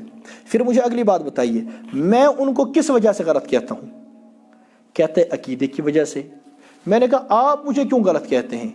کہتے ہیں طریقہ کار کی وجہ سے۔ میں نے کہا عقیدہ؟ کہتا ہے عقیدہ آپ کا ٹھیک ہے۔ میں نے کہا مسئلہ کا مسئلہ بھی آپ کا ٹھیک ہے، بس طریقہ کار ہم درست نہیں سمجھتے۔ میں نے کہا قیامت کے دن جو اصل فیصلے ہونے ہیں بنیادی، وہ طریقہ کار پر ہونے ہیں یا عقیدوں پر ہونے ہیں؟ کہ جی عقیدوں پر ہونے ہیں۔ میں نے کہا میں ان کو غلط کہتا ہوں اس چیز کی بنیاد پر جس پر قیامت کے دن فیصلے ہونے ہیں، اور آپ مجھے غلط کہتے ہیں اس چیز کی بنیاد پر جس پر فیصلہ ہونا ہی نہیں۔ اگر آپ کو حق حاصل ہے کہ آپ مجھے اس چیز پر غلط کہیں جس پر فیصلے نہیں ہونے، پھر مجھے حق حاصل کیوں نہیں میں ان کو اس چیز پر غلط کہوں جس پر فیصلہ ہونے؟ کہتے ہیں جی آپ لفاظی کرتے ہیں۔ میں نے کہا میں حقیقت بیان کر رہا ہوں۔ تو پھر کہتا ہے جی ٹھیک ہے، پھر آپ ٹھیک کر رہے ہیں۔ میں نے کہا میں تو پہلے سے کہہ رہا تھا میں ٹھیک کر رہا ہوں، بس آپ ہی نہیں سمجھتے تھے۔ تو میں بات یہ عرض کر رہا ہوں، اہل حق آپس میں ساتھی ہیں، اہل حق آپس میں ایک ہیں۔ مولانا مدنی رحمۃ اللہ علیہ خانقاہ تھانہ بھون پہنچے، اب صبح جمعہ کا دن تھا، تو فجر کی نماز پر مولانا تھانوی رحمۃ اللہ نے حضرت سے کہا آپ نماز پڑھائیں، تو مولانا مدنی نے نماز پڑھائی۔ اب مسنون قرات کیا ہے جمعہ کے دن فجر میں؟ وہی ہے نا، اور سورۃ دہر۔ انہوں نے پہلی رکعت میں پڑھ لیا، اس میں سجدہ ہے نا، سجدہ تلاوت۔ مولانا مدنی رحمۃ اللہ تعالی علیہ سجدہ تلاوت وہ آیت پڑھنے کے بعد وہ سجدے میں چلے گئے۔ پیچھے سے جو لوگ تھے بعض رکوع میں چلے گئے، بعض سجدے میں چلے گئے، ان کو پتہ نہیں چلا، وہ سجدے سے اٹھے، وہ رکوع سے اٹھے، یعنی بہت سارے لوگوں کی نمازیں خراب ہو گئیں۔ جب نماز ختم ہوئی اب ان کو موقع ملا نا، تمنس ویسے ہی کیا ضائع ہوئی، اب ان کو موقع مل گیا تو انہوں نے پیچھے سے شور اٹھایا، نماز خراب ہو گئی، نماز خراب ہو گئی۔ کسی نے کہا نماز ہوئی یا نہیں ہوئی یہ بھی دیکھ لو۔ جب یہ آواز مولانا تھانوی تک پہنچی، ہائے قربان جی اپنے اکابر پر، مولانا تھانوی رحمۃ اللہ نے فرمایا ہمیں نہیں پتا کس کی نماز ہوئی کس کی نہیں ہوئی، لیکن ہم نے تو ایسی نماز آج پڑھی، اس نماز کی برکت سے لگتا ہے کہ ہماری پچھلی نمازیں بھی قبول ہو جائیں گی۔ ہم نے مولانا حسین احمد کی پیچھے نماز پڑھی۔ مولانا مدنی رحمۃ اللہ علیہ کا فتویٰ تھا کہ انگریزوں کے مل سے بنا ہوا کپڑا استعمال کرنا حرام ہے، اور ایک خاص قسم کے کپڑے کے بارے میں وہ کہتے تھے یہ پہننا ناجائز ہے۔ مولانا زکریا رحمۃ اللہ تعالی علیہ شیخ الحدیث رحمۃ اللہ علیہ، ان کا جسم ایسا تھا کہ وہ خاردار کپڑے پہن نہیں پاتے تھے، تو ان کو مجبوراً وہ کپڑا پہننا پڑتا تھا، ورنہ ان کے جسم میں تکلیف ہوتی تھی۔ لیکن اس کے باوجود انہوں نے عام سا ایک لباس رکھا ہوا تھا۔ جو ہی ان کو خبر پہنچتی مولانا مدنی آنے والے ہیں تو وہ لباس تبدیل کر دیتے اور وہ والا لباس پہنتے عام سا۔ جب مولانا مدنی آتے تو فرماتے مولوی زکریا مجھے پتا ہے کہ تو فلاں لباس میں ہوتا ہے، اب میرے سامنے بدلتا کیوں ہے، تجھے تکلیف ہے؟ تو حضرت واپس فرماتے حضرت مجھے پتا ہے کہ آپ جانتے ہیں، لیکن آپ کا فتویٰ ہے اور میری مجبوری ہے، لیکن میں سمجھتا ہوں اس کے باوجود اگر آپ نے مجھے آنکھوں سے اس لباس میں دیکھ لیا، ایک ہوتا ہے سننا ایک ہوتا ہے آنکھوں سے دیکھنا، اگر آپ نے مجھے آنکھوں سے اپنی آنکھوں سے اس لباس میں دیکھ لیا، کہیں آپ کے دل پر کچھ گراں نہ گزرے، اگر آپ کے دل پر میری وجہ سے کچھ گراں گزرا میں سمجھتا ہوں اللہ مجھ سے ناراض ہو جائے گا۔ یہ اکابر کا آپس میں تعلق تھا، اور رد فرقہ باطلہ اور دعوت و تبلیغ اور سیاست اور مدرسہ آپس میں جڑے ہوئے تھے۔ مولانا الیاس رحمۃ اللہ علیہ کے بعد دعوت و تبلیغ کے بڑے کون؟ مولانا یوسف کاندھلوی رحمۃ اللہ علیہ۔ مولانا محمد یوسف کاندھلوی رحمہ اللہ تعالیٰ پہنچے سندھ کے اندر ایک شار سخر، وہاں جلسہ تھا، دعوت و تبلیغ کا جلسہ تھا، ان کا جوڑ جو ہوتا ہے بڑا جوڑ وہ تھا۔ مولانا یوسف رحمۃ اللہ علیہ نظام الدین سے گئے اور پہنچے سخر۔ جب وہاں پہنچے وہاں پنڈال کے باہر دیکھا ابو الاعلیٰ مودودی صاحب کی کتابیں رکھی ہوئی ہیں، ورنہ یہ کون سے آدمی وہاں کتابیں بیچتے ہیں نا، سٹال ان کا بھی لگا ہوا تھا۔ مولانا یوسف کاندھلوی رحمہ اللہ تعالیٰ وہ اندر گئے ہی نہیں، اور وہاں کے منتظمین سے فرمایا اس گمراہی کے ڈیر کو اٹھا کر دور جا کر پھینکو، میں تب تک اندر نہیں جاؤں گا۔ وہاں سے مودودی صاحب کی کتابیں اٹھوائیں، سٹال کو کینسر کروایا، وہاں سے کتابیں دور کروائیں کہ ان کو کہو یہاں سے لے جاؤ۔ جب وہ کتابیں لے جائی گئیں اس کے بعد حضرت نے اندر قدم رکھا اور کہا اب میں بیان کروں گا۔ یہ تھا تعلق۔ حضرت بہت بڑے عالم تھے، محدث تھے۔ یہ اکابرین تبلیغ اور رد فرقہ باطلہ کا آپس میں تعلق تھا۔ اس کا ہم آپس میں آج تصور کر سکتے ہیں، حالانکہ بعد میں ہوتا وہی ہے۔ اگر ایک لڑکا اس وقت جماعت میں جانا چاہیے حالانکہ بات سمجھے، یہاں میرے طلباء بھی بیٹھے ہیں، جہاں پر موقع ملے تبلیغی جماعت کی معاونت کرنی چاہیے، جیسے ہم ہمیشہ کرتے ہیں. اور میں تو خود اشرے والا ساتھی ہوں، ہم جاتے تھے بعد میں ہم مدرسے میں اور تعلیم کے ساتھ اور دیگر چیزوں کے ساتھ لگے، پھر موقع نہیں ملا. دعوت و تبلیغ یہ ہمارے اکابر کی یادگار ہے، اور اس کام میں ابھی بھی خیر غالب ہے. شر ہے لیکن کم ہے، خیر غالب ہے. چونکہ خیر غالب ہے اور اصلاح کا بڑا کام ہوتا ہے اور عالمی سطح پر کام ہوتا ہے، اس کام کا ساتھ دینا چاہیے اور ان کی معاونت کرنی چاہیے جہاں ہو.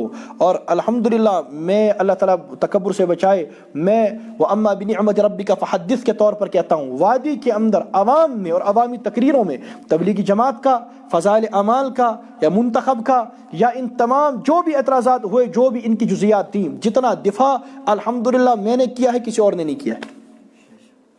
جتنا ہم کرتے ہیں اب بھی کرتے ہیں. تو جہاں موقع ملے ہم دفاع بھی کریں گے، ہم معاونت بھی کریں گے، ہم ساتھ بھی چلیں گے، لیکن تبلیغی جھگڑے میں اتریں گے نہیں. اور ہماری تماموں کو نصیحت ہوتی ہے کہ تبلیغی جھگڑے میں مت اتریں، اور ہم ان کو بھی نصیحت کرتے ہیں کہ جھگڑا چھوڑ دیں.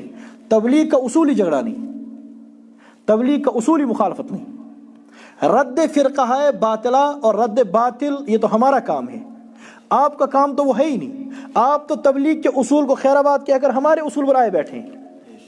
تبلیغ کا اصول تو آپ کب کا ختم کر چکے. تبلیغ کا اصول تو ہے سنو سب کی کرو اپنی. تو آپ نے کب سے رد باطل کا بیڑا اٹھا رکھا ہے. اب وہاں والے کہتے ہیں یہ باطل ہم ان کا رد کریں گے، یہاں والے کہتے ہیں یہ باطل ہم ان کا رد کریں گے. یہ بات اب سائڈ میں رکھ دیں، کوئی باطل ہے یا نہیں ہے، کوئی ٹھیک ہے غلط ہے، لیکن آپ نے رد باطل کا کام کب سے شروع کر دیا. آپ کا تو کام ہی نہیں. آپ کو اصول ہے اپنا کام کرنا، اپنے 3 دن، اپنے 10 دن، اپنا چلہ، اپنے 4 مہینے، ہفتے کا گشت، محلے مسجد کا گشت، دن کے 5 کام اور ہفتے میں مرکز کی حاضری، یہ آپ کا کام ہے. اپنی ملاقاتیں، وصولی، یہی سارا آپ کا کام ہے اور آپ کے تمام اوقات اسی میں گزرنے چاہیے. جب آپ اپنے تمام کام اپنے اوقات پر کریں گے آپ کو فرصت ہی نہیں ملے کسی جھگڑے میں اترنے کی. یہ جھگڑے کرتے ہی وہ لوگ ہیں جو کام سے بیٹھے ہوئے ہیں، وہ اس طرف سے اس طرف سے ہوں. یہ جو خالی بیٹھے ہیں نا، نہ وقت، نہ چلہ، نہ 4 مہینہ، خروج، یہ تو اس طرح ہے خروج. آپ جو خروج میں نہیں ہیں، جو خروج میں نہیں ہے وہ جھگڑے میں، اور وہ جب جائیں گے مختصر خروج میں وہاں بھی جھگڑا کریں گے. لہٰذا نہ خروج سے باہر جھگڑا کرنا ہے نہ خروج کے اندر جھگڑا کرنا، بس خروج کرنا ہے. سمجھے؟ اور بھیا آپ اپنے خروج ہی کر لو، باقی کام چھوڑو، اپنے خروج میں ہی رہو. لہٰذا یہ بڑا اچھا کام ہے، مبارک کام ہے، ہمارے بڑوں کی یادگار ہے اور الحمدللہ بڑا زبردست سلیبس ہے اور یہ بڑا ہی بہترین کام ہے. ہم آپ بتائیں یعنی اس وقت دنیا میں سب سے بڑی اصلاحی کامیاب تحریک تبلیغی جماعت ہے. یہ اخلاص ہے مولانا الیاس رحمۃ اللہ علیہ کا، یہ اخلاص تھا ہمارے بزرگوں کا، اخلاص مولانا یوسف کاندلوی رحمۃ اللہ علیہ کا، یہ اخلاص مولانا زکریا رحمۃ اللہ علیہ کا اور ان تمام علماء کا، ان اکابر کا. لیکن اس اخلاص کی کچھ لاز رکھنی چاہیے. جو دعوت و تبلیغ کے اصول ہیں بس ان پر رہیں. کیا ہمارے تبلیغی احباب غیر مقلدوں سے چھیڑتے ہیں ان مسائل سے؟ نہیں، اور ان کو چھیڑنا بھی نہیں چاہیے، وہاں کا کام ہی نہیں. بریلویوں سے نہیں، روافض سے نہیں، قادیانیوں سے نہیں، ان کا کام ہی نہیں. مجلس تحفظ ختم نبوت دیکھ لے گی یا اللہ کسی کو توفیق دے دے وہ کر لے. تو آپ اپنے دعوت کا کام کیجئے، آپ اپنی تبلیغ کا کام کیجئے، آپ اپنے اصول و ضوابط پر رہیے اور مرکز کی جس طرح سے مرکز آپ کو گائیڈ کریں اور آپ کو اصول و ضوابط بتائیے آپ چلیں، اپنے اپنے مراکز جس کے جو ہیں وہ اس کے مطابق چلیں. آپ کا کام کب سے ہو گیا رد باطل؟ آپ کا کام کب سے ہو گیا جمہور اور شیعہ اور ہمہ چیمنا یمہ چیمنا؟ غیر مقلدوں کے متعلق کبھی آپ کو جمہور اور غیر جمہور یاد نہیں آیا؟ بریلیوں کے متعلق اور مودودیوں کے متعلق اور شیعوں کے متعلق اور روافظ کے متعلق وہاں تو امت جوڑنی تھی. جو ہی آپ کی اپنی ذات پر بات آئی آپ بیلچے لے کر کے کھڑے ہو گئے. لہٰذا یہ بیلچہ اور لڑائی وغیرہ دعوت کا کام ہی نہیں. آپ کا کام اصلاحی دعوت کا کام ہے، وہ آپ کرتے رہیں اور جھگڑوں میں مت اتریں. اور ہم اپنے تمام متعلقین سے کہتے ہیں اور ہمارا بھی عمل یہی ہے، اور ہمارے حضرت الاستاذ مولانا مفتی مظفر حسین قاسمی دامت فیوزہم العالیہ ان کا بھی یہی فرمان ہے، ہمیشہ یہ کہنا ہے. وہ فرماتے ہیں بس کام کرو، باقی علمی مسائل اور یہ اختلاف وغیرہ علماء بیٹھ کر وہ سلجھا لیں گے، دیکھ لیں گے. آپ کو اس میں نہیں اترنا. ہاں عقیدہ سب کا درست ہونا چاہیے. اب کسی کا عقیدہ گڑبڑ ہے وہ علیحدہ شے ہے، کسی کا مسئلہ گڑبڑ ہے وہ علیحدہ شے ہے. جس آدمی کا عقیدہ درست ہو، اس کا مسئلہ درست ہو، سنت کے مطابق ہو، اس کا دل علماء کی بغض سے پاک ہو، اس کی زبان علماء کی غیبت سے پاک ہو، اور بالکل ٹھیک طریقے پر چلتا ہو، وہ دیوبندی ہے، اہل سنت والجماعہ میں سے ہے. انتظامی اختلاف پر کوئی آدمی گمراہ نہیں ہوتا، اہل سنت سے خارج نہیں ہوتا. لوٹ چا البتہ کسی کا عقیدہ خراب ہے تو علیحدہ شے ہے، کوئی سنت کے خلاف عمل ہے تو اس کا علیحدہ مسئلہ ہے. کوئی آدمی انتظامی اختلاف سے گمراہ نہیں ہوتا. لہٰذا ہم کو چاہیے کہ آپس میں نہ جھگڑیں، آپس میں محبت کے ساتھ رہے. جن کے ساتھ جھگڑنا تھا تمن سے نال مت کرت کوئی اور باقی جگہ جھگڑا. دیکھیں 3 چیزیں ہیں، ایک ہے گمراہ فرقہ، ایک ہے مجتہدین کے مختلف مسالک، اور ایک ہے مختلف دین کے شعبے. یہ 3 الگ الگ چیزیں. گمراہ فرقے، مجتہدین کے مختلف مسالک، اور اہل حق کے مختلف دین کے شعبے. جو اہل حق کے مختلف شعبے ہیں ان کو آپس میں مل کے رہنا ہے، اتحاد کے ساتھ رہنا ہے. ایک آدمی کے کئی بیٹے ہیں، مکان بنانا ہے تو جو اینٹ لا سکتا ہے اینٹ لائے گا، جو پانی ڈال سکتا ہے پانی ڈالے گا، جو گارا بنا سکتا ہے گارا بنائے گا، جو چھت بنا سکتا ہے چھت بنائے گا، جو دروازے بنا سکتا ہے کھڑکیاں بنا سکتا ہے وہ کرے گا. جب ہر آدمی اپنا اپنا کام کرے گا، دوسرے کے کام میں ٹانگ نہیں اڑائے گا تو انشاءاللہ مکان بن جائے گا. اسی طرح اہل حق کے تمام شعبے ہیں، ایک کام کر رہا ہے، دوسرا کام کر رہا ہے، تیسرا کام کر رہا ہے. جب ہر آدمی اپنا اپنا کام کرتا رہے گا، دوسرے کے کام میں ٹانگ نہیں اڑائے گا تو تمام کام بآسانی اچھی طرح ہوتے رہیں گے اور دین کا انشاءاللہ کام مجموعی طور پر ہو جائے گا. جب آپ اپنا کام چھوڑ کر دوسرے کے کام میں ٹانگ اڑائیں گے تو گڑبڑ ہوگی اور اس کے ذمہ دار آپ ہوں گے. اہل حق کے جتنے شعبے ہیں ان کا آپس میں کیا ہونا چاہیے؟ اتحاد، اور ایک ساتھ رہیں.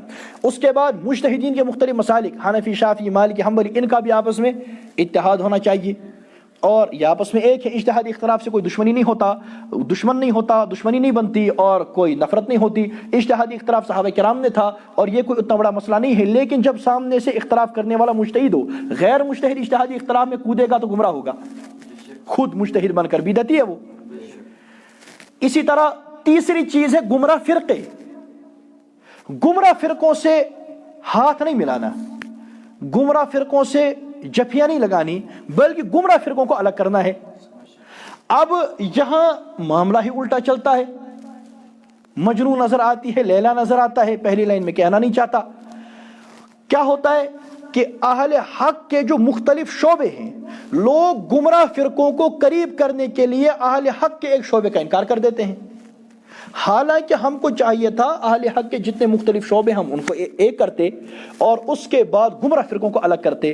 لوگ گمراہوں کو اپنے ساتھ بٹھانے کے لیے ہمارے مخالفت کرتے ہیں، ہمارے خلاف بولتے ہیں. مجھے بتائیے، لوگ کہتے ہیں کہ فلاں بھی ہمارے ساتھ ہے، فلاں بھی ہمارے ساتھ ہے، فلاں بھی آپ کے ساتھ تھے. جو آپ کے پاس گیا ہمارے پاس کبھی نہیں آیا ہوگا. ہمارے پاس لوگ آتے ہیں کہ یہ فلاں نے یوں کہا، فلاں نے یوں کہا، فلاں نے یوں کہا. ہم سمجھتے ہیں کہ یہ ہمارے منہ سے بات نکلوانا چاہتا ہے. ہم کبھی اپنے علماء کے خلاف ان کے سامنے نہیں بولتے، نہ کبھی بولتے ہیں، نہ پیچھے بولنا چاہیے.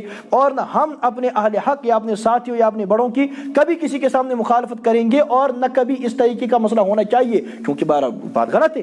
یہ شعبہ ہی نہیں دے گا ہم کسی غیر کے سامنے اپنے کی مخالفت کریں. کیسے ہوگا اور کرنی کیوں ہے اور کیا یہ درست ہے؟ یہ بات بالکل غلط ہے. یہ کام درست نہیں ہے، یہ کام بالکل غلط ہے. یہ کام نہیں ہونا چاہیے. اہل حق آپس میں ایک ہیں، اہل حق کی آپس میں محبت ہے، اہل حق آپس میں تعلق رکھتے ہیں، اور اہل حق کی آپس میں بہت زیادہ محبت ہونی چاہیے. لیکن وہ لوگ آپ کے پاس آتے ہیں، ہمارے پاس آتے ہیں دوسروں کی باتیں لے کر، ہمارے یہاں سے کوئی چیز نہیں لے جا پاتے. پھر اوروں کے پاس جاتے ہیں ہماری باتیں لے کر، وہ ہماری مخالفت کرتے ہیں، ہمارے بارے میں باتیں کرتے ہیں. یعنی یہ آدمی بھی آپ کو اتنا کمزور سمجھتا ہے کہ میری 2 باتوں کی وجہ سے یہ اپنی کی مخالفت کر دے گا. آپ کو اپنے مسلک میں کتنا کمزور سمجھتا ہے. ہمارے پاس کیوں نہیں آتے؟ ان کو پتا ہے کہ ہم ان کے پاس جائیں گے دانت توڑ دیں گے. یہ کیا ممکن ہے کہ بریلوی ہمارے پاس آئیں اور ہم دیوبندیوں میں سے کسی جماعت کی مخالفت کریں؟ یہ ہو سکتا ہے کہ ہمارے پاس غیر مقلد آئیں اور ہم اہل دیوبند میں سے، علماء دیوبند میں سے کسی کی مخالفت کریں. یہ ہو سکتا ہے ہمارے پاس جماعت اسلامی والوں میں سے کوئی آئے اور ہم اس طریقے کے کام کریں. نہیں ہو سکتا، قیامت تک نہیں ہو سکتا. غلط ہے. لیکن ایسا ہوتا ہے. کسی اور کے پاس غیر مقلد جاتے ہیں تو وہ ہماری غیبت کرتے ہیں، کسی اور کے پاس بریلوی جاتے ہیں وہ ہماری غیبت کرتے ہیں. وہ بریلوی اٹھ کر پھر ہمارے پاس آ کر کہتے ہیں انہوں نے یوں کہا. وہ غیر مقلد ہمارے پاس آकर کہتے ہیں انہوں نے یوں کہا. اگر ہم یہ سمجھتے ہیں اب اگر ہم نے ان کے بارے میں کچھ کہہ دیا پھر لوگ پروپیگنڈا کرتے ہیں اور لوگ کہیں گے بھائی آپ یمن خلاف تھے، حالانکہ اصل حقیقت سے لوگ واقف ہوتے نہیں، لہٰذا ہم ان باتوں کو پیچھے چھوڑ دیتے ہیں. اگر ہم نے ہر آدمی کو جواب دینا شروع کر دیا پھر ہمیں اپنا کام کرنا ہی نہیں ہے، پھر نہ ہمیں اپنے مدرسے کا کام کرنا ہے نہ رد فرقہ باطلہ کا کام کرنا ہے. ہمیں ابتدا میں بات سمجھا دی گئی تھی اہل حق کے جتنے شعبے ہیں ان میں سے اگر کوئی آپ کی مخالفت کرتا ہے صبر کر لو، ان میں سے کوئی بات کہتا ہے اس کو سمجھا دو، اللہ تعالیٰ اس کو سمجھا دے گا، وقت آئے گا وہ انشاءاللہ بات سمجھ لے گا. کسی غلط فہمی میں بولا ہوگا یا ایسا بھی ہو سکتا ہے کبھی ہماری غلطی ہو، ہم بھی معصوم نہیں، لیکن اس کا طریقہ کیا ہے وہ ہمارے پاس آ کر کے کہے بھیا آپ کے اندر یہ غلطی ہے مجھے لگتا ہے. جب ہم دیکھ لیں گے اور غور کر لیں گے ہمیں معلوم ہوگا ہماری غلطی، ہم اصلاح کر لیں گے. اور بہت سارے احباب آتے ہیں اور بہت سارے علماء اور ہمارے بڑے مجھے کبھی فون کرتے ہیں، کوئی ڈانٹتا بھی ہے کوئی نصیحت بھی کرتا ہے، ہم غور کرتے ہیں اصلاح کرتے ہیں اور انشاءاللہ اصلاح ہوتی رہے گی. ہمیں مرتے دم تک لوگ سمجھاتے رہیں گے، اپنے بڑے سمجھاتے رہیں گے، ہم اپنی اصلاح کرتے رہیں گے. اہل حق کے جتنے شعبے ہیں ان کو آپس میں قریب کرنا ہے، جو مختلف مسائل کے مجتہدین کے اہل سنہ میں سے ان کو آپس میں قریب کرنا ہے، گمراہ فرقوں کو دفع کرنا ہے، ان کو اپنے ساتھ نہیں بٹھانا. وہ آپ کی مسجدوں کو خراب کر دیں گے، آپ کے مدرسوں کو خراب کر دیں گے، آپ کی جگہوں کو خراب کر دیں گے. ان کو بالکل دفع کرو، تم الگ ہو ہم الگ ہو. جو اللہ کی صفات کو بندوں میں تقسیم کرے ہمارا ہے، جو اللہ تعالیٰ کے بارے میں کہے اللہ محدود ہے، اللہ کے لیے حد بندی مانے، اللہ کے لیے جسم مانے، حضور کو قبر میں زندہ نہ مانے، صحابہ کرام کی اجماعی مسائل کا انکار کرے، ہم ان کے ساتھ بیٹھ کر کھانا کھائیں گے؟ نہیں. بزرگوں، جو ابو حنیفہ رحمۃ اللہ علیہ کو یہودی ایجنٹ کہے، جو کہے منافق کے حال پہ تھا اور آج تک کبھی معذرت نہ کرے اور کبھی اس کے بارے میں اعلان نہ کرے غلط ہے، یا اس کے بارے میں وضاحت نہ دے دے کیا ہوا تھا، یہ بھی کوئی کہنے کی باتیں ہیں. آپ کے باپ کو کوئی گالی دے، میں بھی دیکھتا ہوں کہ تم اس کے ساتھ کیسے کھانا کھاتے ہو. آپ کی انا کے خلاف کسی کا عمل ہو جاتا ہے، آپ اس کو اپنے پاس بٹھانے کے لیے تیار نہیں. اور جو اکابر کو گالیاں دے رہے ہیں، اسلاف کو گالیاں دے رہے ہیں، جن کی طرف آپ بھی اپنی نسبت کرتے ہیں، ہم ان کے ناموس کے لیے بات کرتے ہیں. ہم آپ کے دشمن ہو گئے، وہ آپ کے دوست ہو گئے. اللہ تعالیٰ ہمیں باتیں سمجھا دیں. تو جو ہمارے اکابر کا طریقہ تھا آپس میں محبت کرنے والے، آپس میں تعلق رکھنے والے. کوئی ایک شعبے میں کام کر رہا ہے، اس کے دوسرے کی فکر، پتہ نہیں وہ کیا کر رہا ہے، وہ کہاں پہنچا، کوئی تکلیف تو نہیں ہے. کوئی یہاں کام کر رہا ہے، پتہ نہیں وہ کہاں پہنچا، اسے تکلیف تو نہیں ہے. کوئی یہاں کام کر رہا ہے، اس کو یہاں والے کی فکر، کوئی وہاں کام کر رہا ہے، اس کو یہاں والے کی فکر. یہ اہل حق کا طریقہ ہوتا ہے، یہ اہل دیوبند کا طریقہ ہوتا ہے. جب یہاں کوئی ساتھی جماعت میں جاتا ہے تو جماعت میں جانے کے بعد 10 دن اس نے لگا دیے یا 40 دن لگا کے آیا، وہ نیا آیا ہے. اب وہ امیر صاحب کی بڑی عزت کرتا ہے، امیر صاحب کو بڑا احترام کرتا ہے اور جماعت کے ساتھیوں کو بڑا احترام کرتا ہے. پھر اس کو مرکز پر لے گئے، کوئی بیت الکریم لے گیا، کوئی رنگر مسجد لے گیا، جہاں لے گئے وہاں لے گئے. اب وہاں اس نے داڑھیوں والوں کو دیکھا، اس نے ازار اوپر والوں کو دیکھا، اس نے ٹوپی والوں کو دیکھا، امامی والوں کو دیکھا، اس نے نمازیوں کو دیکھا. اس کے دل میں بڑی محبت آتی ہے. وہ آپ کی عزت اس لیے کرتا ہے، وہ سمجھتا ہے کہ یہ دیندار ہیں. وہ امیر صاحب کی عزت اس لیے کرتا ہے، وہ سمجھتا ہے کہ یہ مجھے رسول اللہ کا دین سمجھائے گا. یہ آپ کی عزت، آپ کا اکرام تب تک کرتا رہے گا جب تک اس کا یہ اعتقاد برابر باقی رہے گا کہ آپ اس کو نبی کا دین سمجھا رہے ہیں. جس دن اس کو یہ گمان لاحق ہو گیا کہ آپ اس کو نبی کا دین نہیں بتا رہے، کوئی اور چیز بتا رہے ہیں، آپ کی عزت گئی. جب یہ 40 دن کے بعد آتا ہے، 4 مہینے کے بعد آتا ہے، اب خناس تو علاقے میں بیٹھا ہے نا، خناس سوشل میڈیا پر بھی بیٹھا ہے، خناس علاقے میں بھی بیٹھا ہے، خناس اس کے سکول میں بھی کوئی بیٹھا ہوا ہے، اس کا ساتھی دوست کے نام پر، کوئی ٹیچر کی شکل میں. اب وہ بیٹھے ہیں، اس کے بعد وہ کیا کریں گے، اس کو سمجھانا شروع کر دیں گے. ابھی تک نہیں، جب تک یہ مسجد میں نہیں تھا، جب تک یہ مرکز میں نہیں تھا، جب تک یہ قرآن نہیں پڑھتا تھا، تب تک وہ انہیں یاد نہیں تھا. لیکن اب دیکھتے ہیں اس کے سر پہ ٹوپی ہے، اس کے منہ پر داڑھی ہے، اور اب تو نمازیں پڑھنا اس نے شروع کر دیا ہے. اب اس کے پاس خناس آئے گا، نماز پڑھتے ہو کہ جی ہاں پڑھتا ہوں، رفع دن کہنا نہاز، آپ کی نماز ہی نہیں ہوتی، خبر کیا ہے، حالانکہ متروک عمل ہے. امام کے پیچھے سورہ فاتحہ پڑھتے ہو نہ، کیا ہے تو نہ صحیح نہ نماز ہو، کیوں ہے نماز خیر چا دلیل کیا ہے.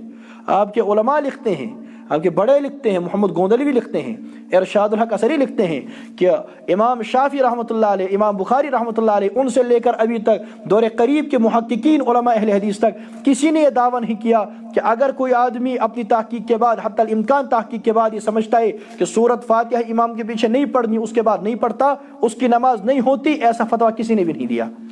آپ کے علماء لکھ رہے ہیں، خیر الکلام میں لکھا ہے، اور کیا اس کا نام ہے، توضیح الکلام میں لکھا ہے، ان کتابوں میں لکھا ہے۔ اب یہ جب واپس آتا ہے نا وہ خناس، اس کو اپنا کام کرنا ہے، یتھے سجدہ چھُ وسان گۄڈٕ چھُکھ کوٹ دِوان گۄڈٕ چھُکھ اتھ دِوان، اب یہ مسائل اس کو کہے گا رفع دین، آمین، قرات خلف الامام، اور گۄڈنِچ کتھ ونیس خداے کتہِ، تمن لٔج نہٕ آز تام پَیی خداے کتہِ چھُ، اور ان کا یہ عقیدہ ہے کہ اللہ ایک جگہ بیٹھا، اللہ ایک جگہ ہے۔ وہ استوا کو جلوس کے معنی میں لیتے ہیں، وہ یہ سمجھتے ہیں کہ اللہ ایک جگہ محدود ہے۔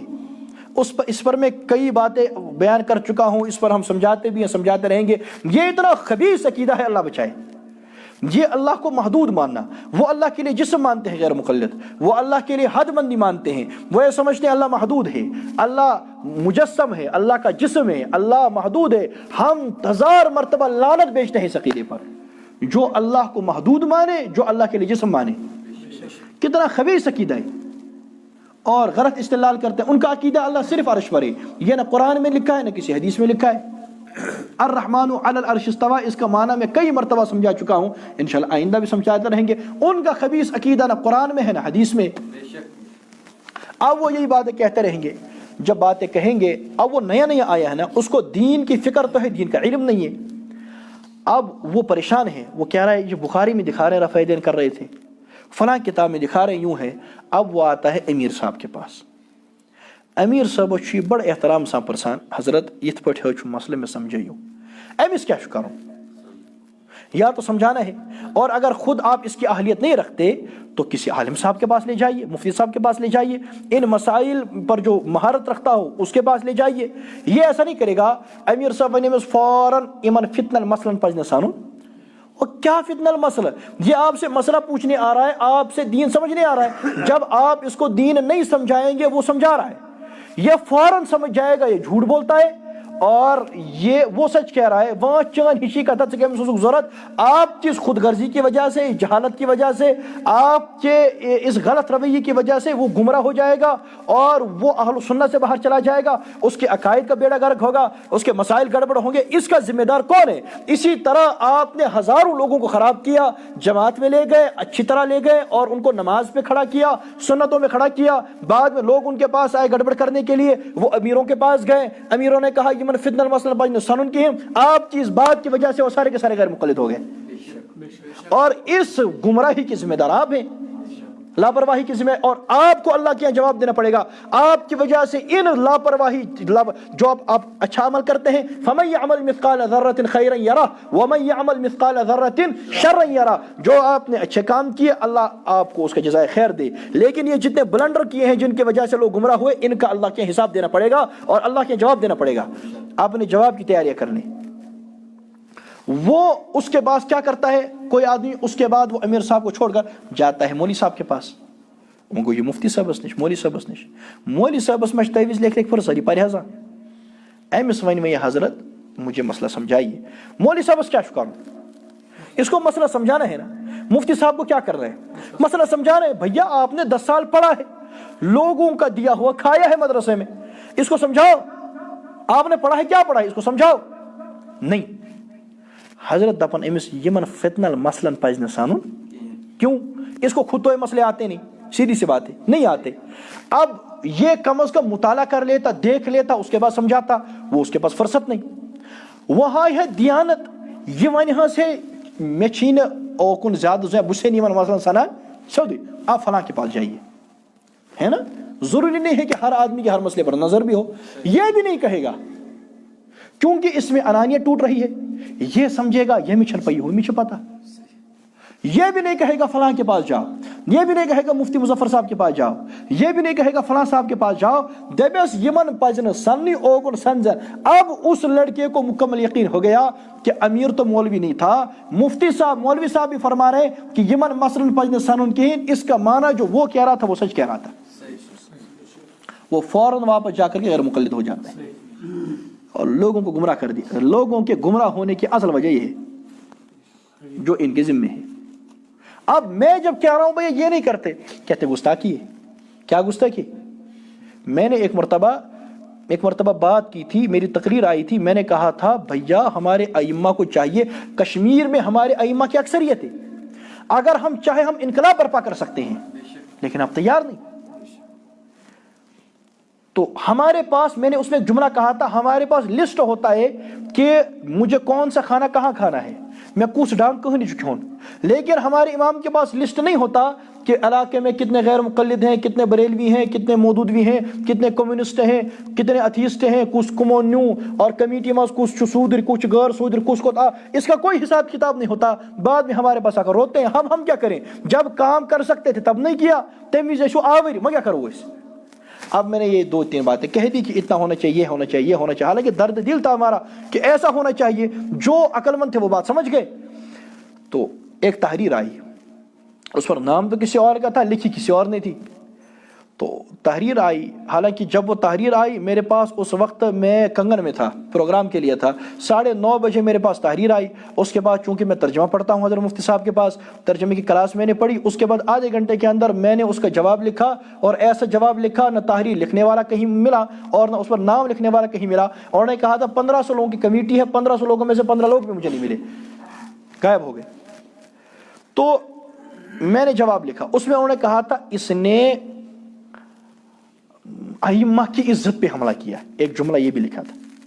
تو اس کے جواب میں نے لکھا، میں نے کہا حضرت آپ کو پتہ ہے جب آپ کے 3 امام مل کر کسی گلی سے گزرتے ہیں نا تو اشو پتہ لوگ کیا چمنا، لوگ چمنا خبر کہ مسکٹا سے شامت.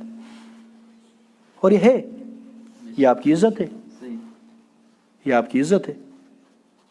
اور اس عزت کا ہم نے عزت تھی کہاں جو ہم ختم کر دیں.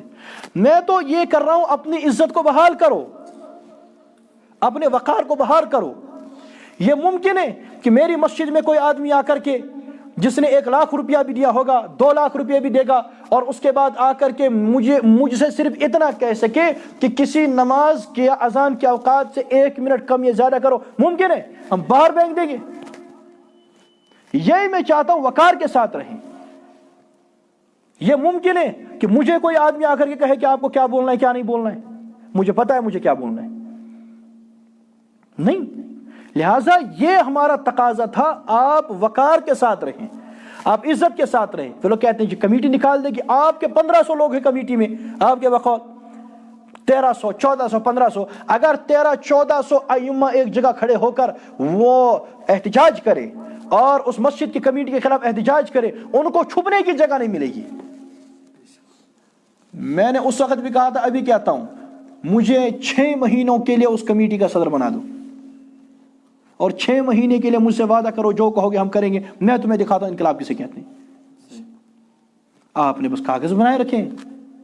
6 مہینہ مجھے کمیٹی کا صدر بناؤ رابطہ ائمہ کا. میں بننا نہیں چاہتا، میرے بہت کام ہے، آپ کے لیے عرض کر رہا ہوں. 6 مہینہ مجھے رابطہ ائمہ کا صدر بناؤ اور یہ عزم کرو جو کہو گے ہم کریں گے. جائیں گے 5-10 لوگوں کی امامت جائے گی، وہ جائے گی، انقلاب میں جاتی ہے. 20 لوگوں کی چلی جائے، 30 کی چلی جائے، 50 کی چلی جائے، لیکن دستور العمل بنا کر رہیں گے. اور وہ تو کل بھی جانی ہے، بات کچھ طور چھوٹی کرا بیٹھی بھائی. تو 8 سال کے بعد جب حضرت کو وہاں سے نکالتے، ایک آدمی بھی اس کے پیچھے نہیں ہوتا. 8 سال مکتب پڑھانے کے بعد ایک دیوبندی نہیں ہوتا. آپ کی محنت ہے. خیر میں بہرحال پھر باتوں سے باتیں نکلتی ہیں.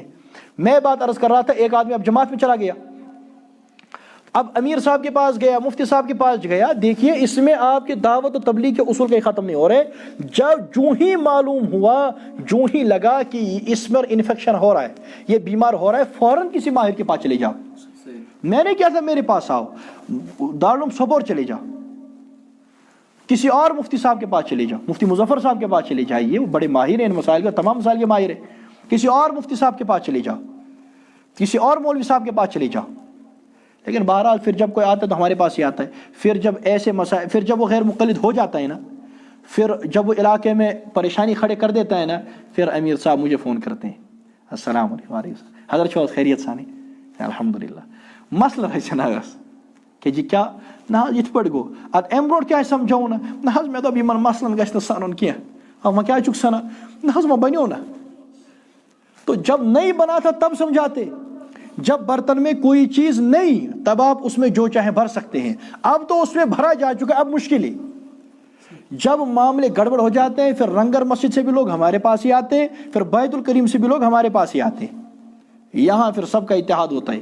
پھر ہمارے پاس سارے آتے ہیں اور کہتے ہیں کہ جی یہ اب مسائل گڑبڑ ہیں, اب آپ ان مسائل کا حل نکال کے دیجئے.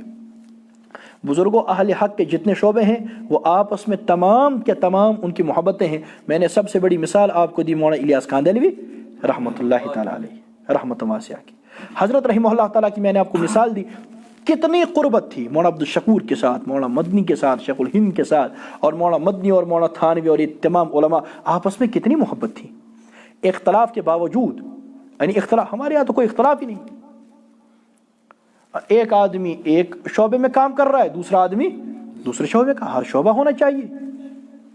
اور کوئی آدمی ثابت کر دے, میں تحدی کے ساتھ کہتا ہوں, کوئی آدمی ثابت کر دے میں نے کسی مجمع عام میں, میں نے کسی بیان میں, میں نے اپنی نجی مجلس میں غیروں کے سامنے کہیں, میں نے اہل حق کے کسی شعبے کی مخالفت کی ہو یا اہل حق میں سے کسی فرد کی مخالفت کی ہو, یا میں نے کسی کے بارے میں ایسے الفاظ کہے ہو جس سے اس کی عزت اور اس کا وقار مجروح ہوتا ہو, مجھے ثابت کر کے دیں. حالانکہ ہمیں پتہ ہے ہمارے بارے میں کون کہتا ہے, کیا کہتا ہے, کہاں کہتا ہے.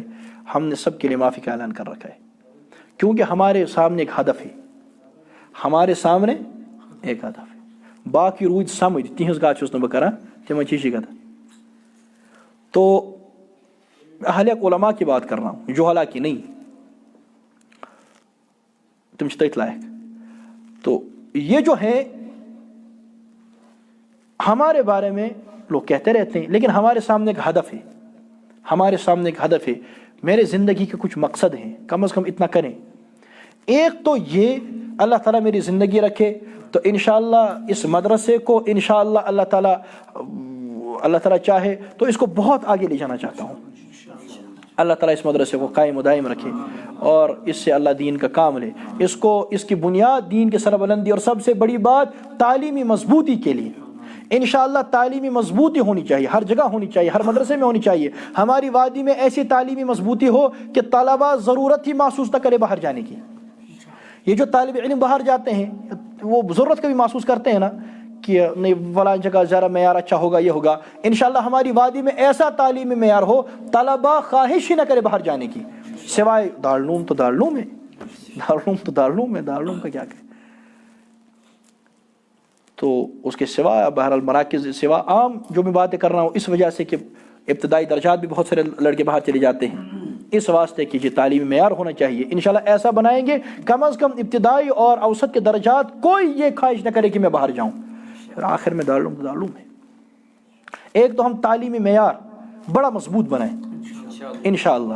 اللہ تعالی ہمیں توفیق دے, ہمارے اساتذہ کو اور طلباء کو اور اس مدرسے کو اور یہاں کے منتظمین کو اخلاص کے ساتھ, اور وہ جو مولویانہ آپس میں رنجش لڑائی ہوتی ہے نا اس سے دور رہتے ہوئے محبت کے ساتھ ہم کام کریں آپس میں. جس طرح سے ہم آج محبت کے ساتھ بیٹھے ہیں, پڑھتے ہیں, ایک ساتھ کھاتے ہیں, ایک ساتھ پیتے ہیں, ایک جگہ سوتے ہیں, ایک جگہ اٹھتے ہیں, اللہ تعالیٰ مرتے دم تک ہمیں ایسا رکھے. ایک تو یہ میں چاہتا ہوں کہ ایسا ہو, ہمارا تعلیمی معیار بڑا مضبوط ہو انشاءاللہ. دوسرا میرا یہ مقصد ہے کہ فتنہ غیر مقلدیت, دیکھیے ہم تو صاف ہیں, اس کو ہم تہ طے کر کے رکھ دیں کسی نہ کسی طریقے سے, علمی طریقے سے. ہم لوگوں کو یہ بات بہت حد تک جہاں جاتے سمجھانے میں کامیاب ہو بھی جاتے ہیں, اور آئندہ بھی یہ تو جاری رہے گا. یہ بہت بڑا فتنہ ہے. جس نے اس فتنے کا ادراک کر لیا, جو اس فتنے کو سمجھا وہ بھانپ گیا, اور جس نے اس فتنے کو بھانپ لیا پھر وہ اس فتنے کے رد کیے بغیر نہیں رہ پاتا. یہ فتنہ ہم اس کو زمین کے نیچے دفن کر دیں, یہ خطرناک فتنہ ہے. یہ آپ کے عقائد کے خلاف ہے, آپ کے مسائل کے خلاف ہے, اور میں تو سارا کھل کے یہاں کہہ نہیں سکتا یہ کس چیز کے خلاف آپ کے سامنے رکاوٹ بن سکتا ہے. یہ بہت بڑا فتنہ ہے, عالمی فتنہ ہے. اللہ ہمیں توفیق دے کہ ہم سمجھ جائیں کتنا بڑا فتنہ ہے، اور اللہ ہمیں توفیق دے کہ ہم اس مدرسے سے ایسے فضلاء اور ایسے طلباء کو تیار کرے جو الگ الگ شعبے کے اندر رہ کر ایک انجمن کا کام دے اور عوام کے اندر جا کر اصلاحی کام بھی کرے، تبلیغی اصلاحی کام تو ہم کرتے ہیں، لوگ کہتے ہیں کہ ہم اصلاحی کام کرتے ہیں، اصلاح کا تھونا یہ بھی سمجھ لو، اصلاح کہتے ہیں ٹھیک کرنے کو، اصلاح کہتے ہیں اصلاح چھ شیرنس شیران چ ایک آدمی نماز نہیں پڑھتا، اس کو کہنا ہے کہ نماز پڑھو، اس کو اصلاح نہیں کہتے، اس کو ترغیب کہتے ہیں اصطلاح میں۔ اصلاح کسے کہتے ہیں؟ ٹھیک کرنے کو، جس کا عقیدہ گڑبڑ ہم ٹھیک کرتے ہیں، اصلاح کا کام میں کر رہا ہوں، آپ ترغیب کا کام کر رہے ہیں، ہم اصلاح کا کام کر رہے ہیں۔ آپ نے ترغیب و ترہیب کا نام رکھا اصلاح، مداہنت کا نام رکھا حکمت، اور اصلاح کا نام رکھا فتنہ۔ اور اصلاحی کام سے اگر کہیں کسی کو تکلیف ہوتی ہو جائے، کیا کر لیں گے؟ حضور صلی اللہ علیہ وسلم قرآن سناتے تھے، لوگوں کو تکلیف ہوتی تھی تکلیف، اور لوگ تڑپتے تھے، لوگ پریشان ہوتے تھے، اور حضور صلی اللہ تعالیٰ علیہ وسلم قرآن سناتے تھے۔ لیکن بہرحال ہمارے یہاں ایسے لوگ بھی موجود ہیں جن کا باقاعدہ عقیدہ ہے کہ درس قرآن سے توڑ پیدا ہوتا ہے۔ بزرگوں، یہ مولانا الیاس رحمۃ اللہ تعالیٰ علیہ کی نہ دعوت ہے، نہ ہمارے اکابر میں سے کسی کو قول ہے، نہ ایمان ہے۔ جس کا یہ اعتقاد ہو درس قرآن سے توڑ پیدا ہوتا ہے، وہ خود بے ایمان ہے۔ وہ کیا ایمان کی دعوت دے گا؟ وہ کیا ایمان سمجھائیں گے لوگوں کو جس کا اپنا عقیدہ ہو کہ درس قرآن سے توڑ پیدا ہوتا ہے؟ حضور تو قرآن سنانے آئے، حضور صلی اللہ علیہ وسلم قرآن کا درس دینے آئے، اور حضور ہمیشہ قرآن سناتے رہے، اور ہم پر بھی لازم ہے کہ ہم قرآن سنائیں۔ مجھ سے ایک مرتبہ ایک نے پوچھا تھا، وہ ریکارڈنگ بھی چلی تھی سوشل میڈیا پر، کہ جب خطیب خطبے دینے کے لیے سامنے آئے اور وہ ممبر پر چڑھے تو خود خطیب جوڑ کی بات کرے یا توڑ کی بات کرے؟ میں نے کہا یہ جوڑ توڑ تو میں نہیں جانتا، خطیب کو چاہیے کہ وہ قرآن سنائے۔ اب سامنے والا جڑتا ہے تو قرآن سے جڑے، ٹوٹتا ہے تو قرآن سے ٹوٹے، ہم کیا کریں؟ ہمارے ذمہ ہے قرآن سنانا۔ بلغوا عنی ولو آیا، اس کا ہمارے بہت سارے احباب ترجمہ کرتے ہیں دوسرے تک پہنچاؤ، یہ بخاری میں حدیث ہے نا حضور کی صلی اللہ علیہ وسلم، بلغوا عنی ولو آیا، اس کا معنی کرتے ہیں پہنچاؤ دوسرے تک اگرچہ ایک ہی بات کیوں نہ ہو، حالانکہ اس کا یہ معنی نہیں ہے۔ اس کا معنی ہے بلغوا عنی ولو آیا، دوسرے تک پہنچاؤ اگرچہ ایک ہی آیت کیوں نہ ہو، ولو آیا، تو دوسرے تک پہنچاؤ اگرچہ ایک ہی آیت کیوں نہ ہو، تو دوسرے تک آیت پہنچانی ہے، ہمیں قرآن کریم سنانا ہے، قرآن سنانا ہے۔ ہم جہاں جائیں گے ہر فتنے کا رد کرنے کے لیے قرآن سے شروع کریں گے، قرآن پڑھو اور قرآن سنو اور قرآن سمجھاؤ لوگوں کو۔ درس قرآن سے دین پیدا ہوتا ہے، درس قرآن سے توڑ پیدا نہیں ہوتا۔ جو لوگ پہلے سے دین سے ٹوٹے ہوئے ہیں وہ تو پہلے سے ٹوٹے ہوئے ہیں، کوشش کرو ان کو قرآن سے جوڑنے کی۔ تو بزرگوں، بات میں یہ کہہ رہا ہوں، ہمارا مقصد یہ ہے کہ ہم تعلیمی معیار کو بڑا مضبوط کریں، اور دوسرا یہ کہ ان فتن کو تہ طیق کر دیں، لوگوں کے عقائد، لوگوں کے مسائل، اور جو لوگ شرک کے اندر ہیں، جو لوگ بدعات کے اندر ہیں، یہ عام لوگ ہیں، بیچارے جاہل لوگ ہیں، یہ حضور سے محبت رکھتے ہیں۔ عام عوام کی بات کر رہا ہوں، مشٹنڈوں کی بات نہیں کر رہا ہوں، مذہبی گنڈوں کی بات نہیں کر رہا، یہ جو عوام ہے، وہ عوام جو ہے حضور سے محبت رکھتی ہے، بے شک رکھتی ہے، لیکن ان کو رستہ غلط دکھایا گیا۔ تمن دوبک محبت گئی زول کرن، چون تراون، محبت گو اوت بون یڑ لاگن چھنا، دش گنڈنہ آئی کن تہ کر موین، آئی قبر تہ کر موین، آئی بون تہ کر موین، آت تھوک نام محبت۔ حالانکہ یہ کوئی طریقہ کار ہی نہیں، یہ کوئی شرعی چیز ہی نہیں، سارے ناجائز کام ہے۔ محبت تو صحابہ کرام کرتے تھے، اور جو محبت کے تقاضے ہیں کہ ہم ان باتوں کو مان لیں جو محمد عربی صلی اللہ تعالی وسلم لے کر کے آئے۔ ہمارا چہرہ حضور جیسا ہو، ہمارا سر حضور جیسا، یعنی ہمارے سر پر جو پگڑی ہو، ٹوپی ہو، ہمارا لباس دور سے لگے کہ مسلمان آ رہا ہے، حضور کا غلام آ رہا ہے، ہمارا ازار ٹخنوں سے اوپر ہو، ہم قرآن پڑھنے والے بنے، ہم حضور کی ایک ایک سنت معلوم کر کے اس پر عمل کرنے والے بنے۔ یہ ہے طریقہ کار، یہ عشق رسول کا۔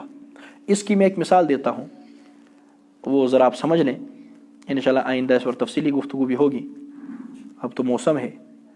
فرماتے ہیں ایک مرتبہ ایک استاذ تھا، استاذ نے اپنے شاگرد سے کہا کل تمہارا امتحان ہے، ٹیوشن ہاؤس پڑھاتے ہیں اس نے، کل تمہارا امتحان ہے تو مکمل تیاری کر لینا، ین میں من چھاوک۔ کہا جی ٹھیک ہے۔ کل میں آؤں گا، سبق سنوں گا، کل شام کو، پرسوں تمہارا امتحان ہے، تمہارے گھر آؤں گا۔ اب استاد جی آج تک کبھی گھر گئے نہیں تھے، پہلی مرتبہ گئے گھر۔ جب دوسرے دن استاد جی ان کے گھر کے لیے روانہ ہوئے، ان کی گلی میں داخل ہوئے، تو دیکھتے ہیں کہ وہاں انہوں نے ڈیکوریشن کیا ہوا ہے، تچ زول لگت، تچ باقاعدہ ڈیڑ لگت، اور حضرت استاد جی اندر داخل ہوئے۔ اوپر سے محلے کی چھوٹی چھوٹی بچیاں انہوں نے پھول پھینکنے شروع کر دیے، مرحبا یا استاذ، اہلا و سہلا و مرحبا، اور انہوں چون مون چترائے۔ استاد جی پہنچے دروازے پر، جب دروازے پر پہنچے وہاں لکھا ہے خوش آمدید، ویلکم، مرحبا وغیرہ۔ انہوں نے دروازہ کھٹکھٹایا، اندر سے لڑکی نے دروازہ کھولا، استاد جی گئے اندر، اور جب جو ہی اندر گئے شاگرد نے ہاتھ پکڑا، ہاتھ کو چوما، اس کے بعد ان کو بٹھایا، ان کے جوتے نکالے، ان کے موزے نکالے، گرم پانی لایا، ٹب میں لایا، اس میں ان کے پاؤں بھگوئے، اس کے بعد ان کے پاؤں دھوئے اور کہا کہ آپ کو آرام ملے، اور ان کے سامنے کھانے کی چیزیں پیش کیں۔ یہ سارا دیکھنے کے بعد، کرنے کے بعد استاد جی پوچھنے لگی کیا ہے؟ اس نے کہا حضرت آپ پہلی مرتبہ ہمارے یہاں آئے، وہ مجھے آپ سے محبت ہے، میں نہیں چاہتا تھا کہ بغیر استقبال کے آپ آئے، یہ میں نے آپ کے استقبال کے لیے کیا کہ جی بہت بہتر، یہ آپ سے محبت ہے۔ یہ ڈیکوریشن، یہ سڑک پر یہ آپ نے جو دیکھا پڑا ہوا ہے، آپ نے یہ جو باہر بینر دیکھے، آپ نے یہ جو کھانے کی چیزیں دیکھی، یہ پانی، یہ میرا دھلانا، آپ کو بوسا، ساری محبت ہے۔ کہا بیٹا بہت اچھا، وہ جو سبق میں نے کل دیا تھا وہ یاد کر لیا ہے؟ تو استاد کے معافی تو سچن یاد، اصل میں کل سے فرصت ہی نہیں ملی، میں ان کاموں میں مشغول تھا، میں سبق یاد ہی نہیں کر پایا۔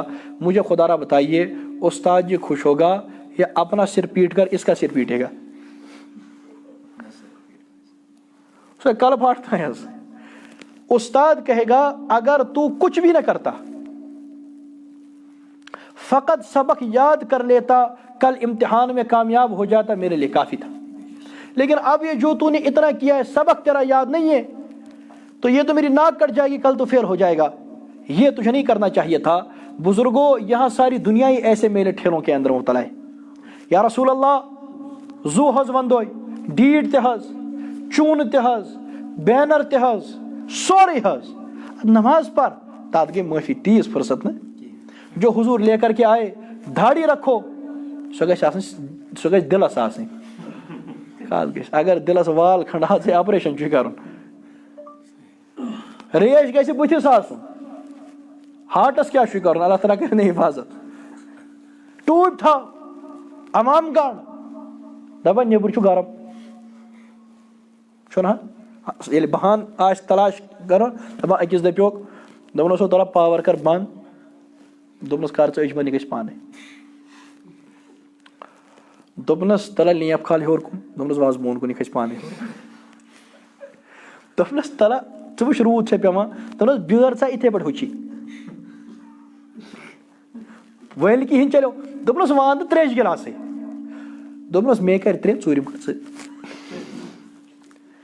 تو جب بہانے کوئی آدمی تلاش کرے، وہ بہانے تلاش کر سکتا ہے۔ میں ونیو اکہِ دۄہ أکِس دوٚپمس مے کریو مےٚ فون، تُلُتھ کیازِ نہٕ، دپان مےٚ دوٚپ الگٲبن آسیو کوٚرمُت۔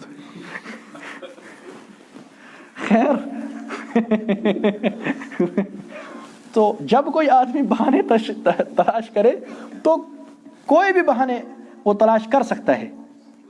بزرگوں ہمارے اکابر کی میراث ہے، اس میراث کی حفاظت کرنی ہے اور ہر طرح سے کرنی ہے، عقائد کے لحاظ سے بھی کرنی ہے، مسائل کے لحاظ سے بھی کرنی ہے، اور تعلیم کے لحاظ سے بھی کرنی ہے، طریقہ کار کے اعتبار سے بھی کرنی ہے۔ ہم کسی گمراہ فرقے کے ساتھ نہیں بیٹھے ہیں، نہ بیٹھتے ہیں، نہ بیٹھیں گے۔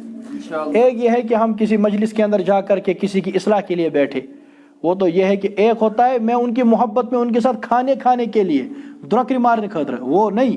دوسرا یہ ہے کہ کسی کے پاس بیٹھے اس کو سمجھانے کے لیے، وہ تو ہم کسی کے پاس بھی بیٹھ سکتے ہیں، اور کوئی آئے ہمارے پاس بیٹھے ہم چلو سمجھا دیں گے، کیا مسئلہ ہے، ہم تو بیٹھے ہوتے ہیں۔ کوئی آدمی ہمیں سمجھائے تو اگر کوئی ہمیں سمجھانا چاہے کبھی، ہم پوچھیں گے وہ جواب دے دے، ہم سے سمجھنا چاہے سوال کریں ہم جواب دیتے ہیں۔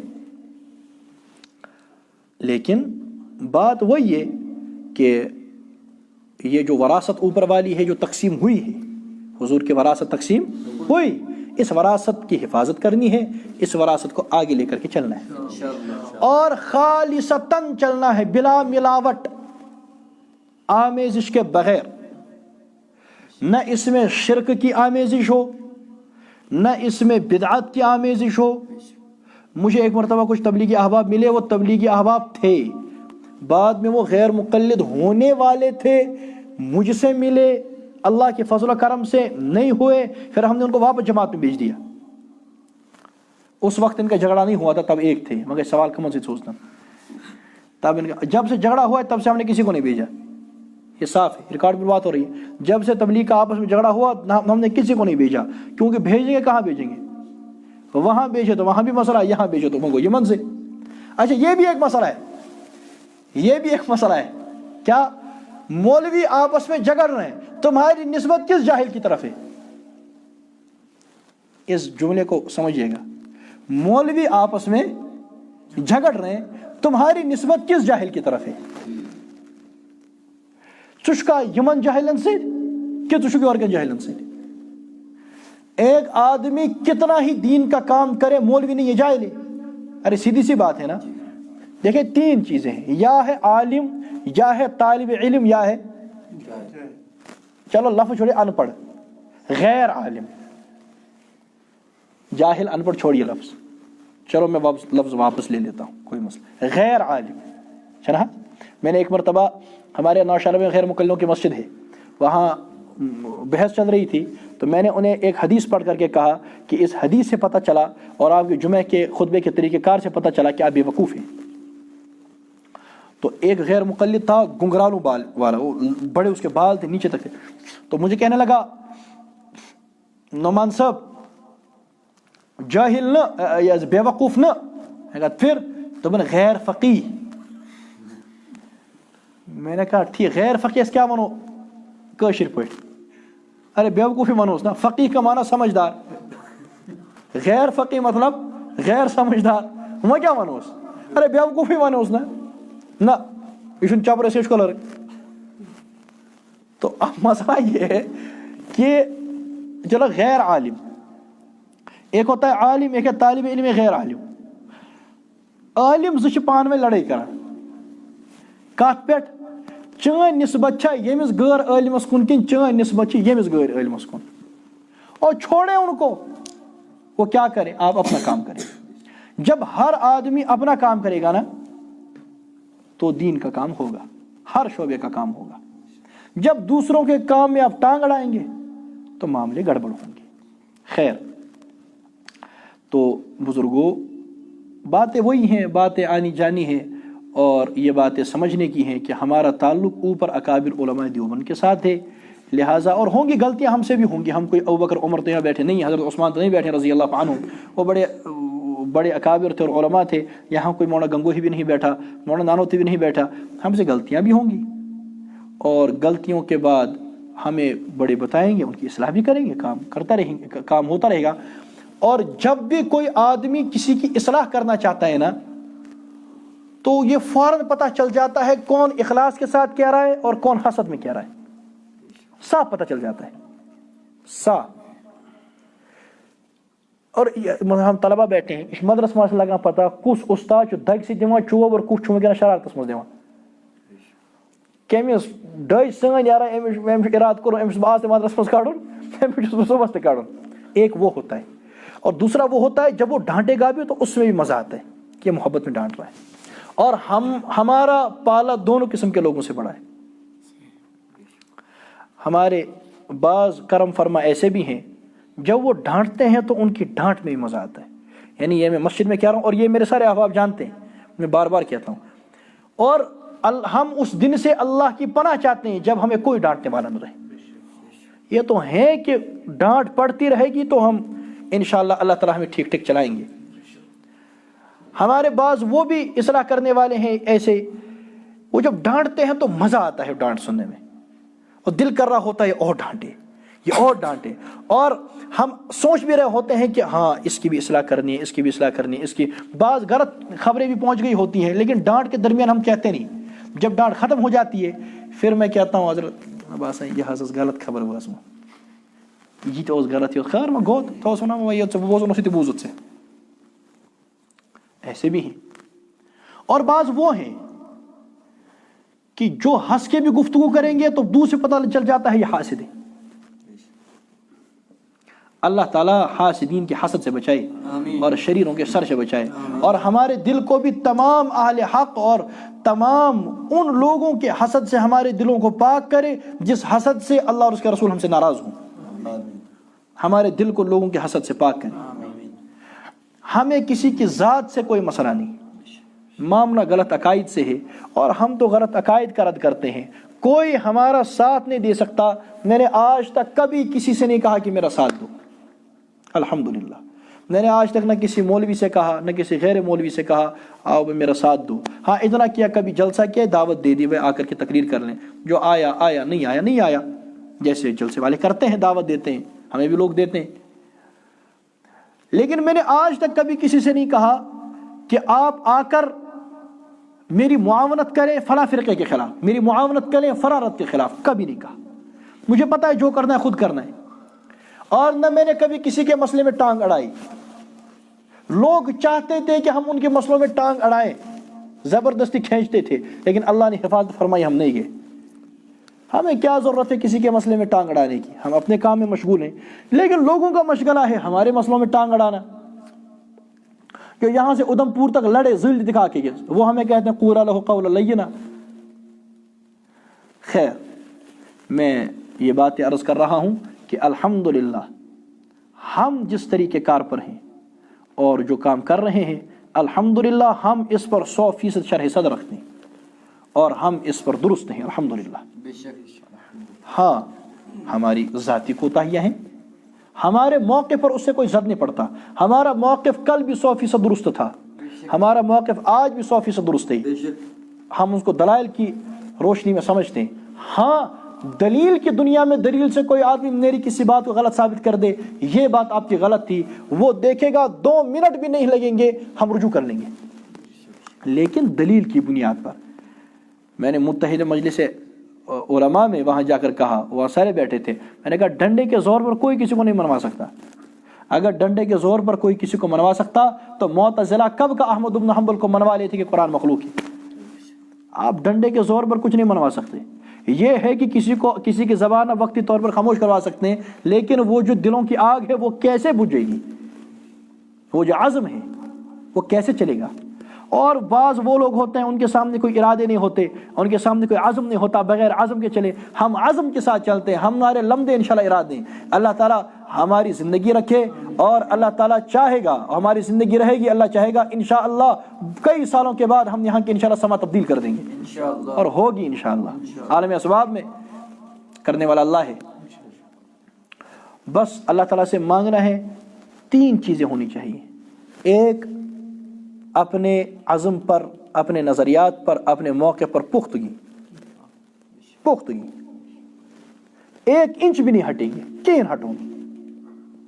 نمبر 2, اپنے کردار کی حفاظت. اللہ تعالیٰ کردار کشی سے حفاظت فرمائے, یہ بہت بڑی مصیبت ہے. اور نمبر 3, محنت. یہ 3 کام کرنے. اور میں اپنے طلباء کو بھی ہمیشہ کہتا رہتا ہوں, ایک تو بس ڈٹ جانے کا عزم, صحیح عقائد و نظریات پر, اپنے اکابر کی تعلیمات پر, ان کی تشریحات پر. ہم مسئلہ کہ اہل سنت والجماعہ کو مانتے ہیں اور ان تشریحات کے مطابق مانتے ہیں جو اکابر علماء دیوبند نے کی ہیں. ان پر ڈٹ جانے کا, ہم بس ڈٹ جائیں گے اور دلائل کے ساتھ ڈٹ جائیں گے.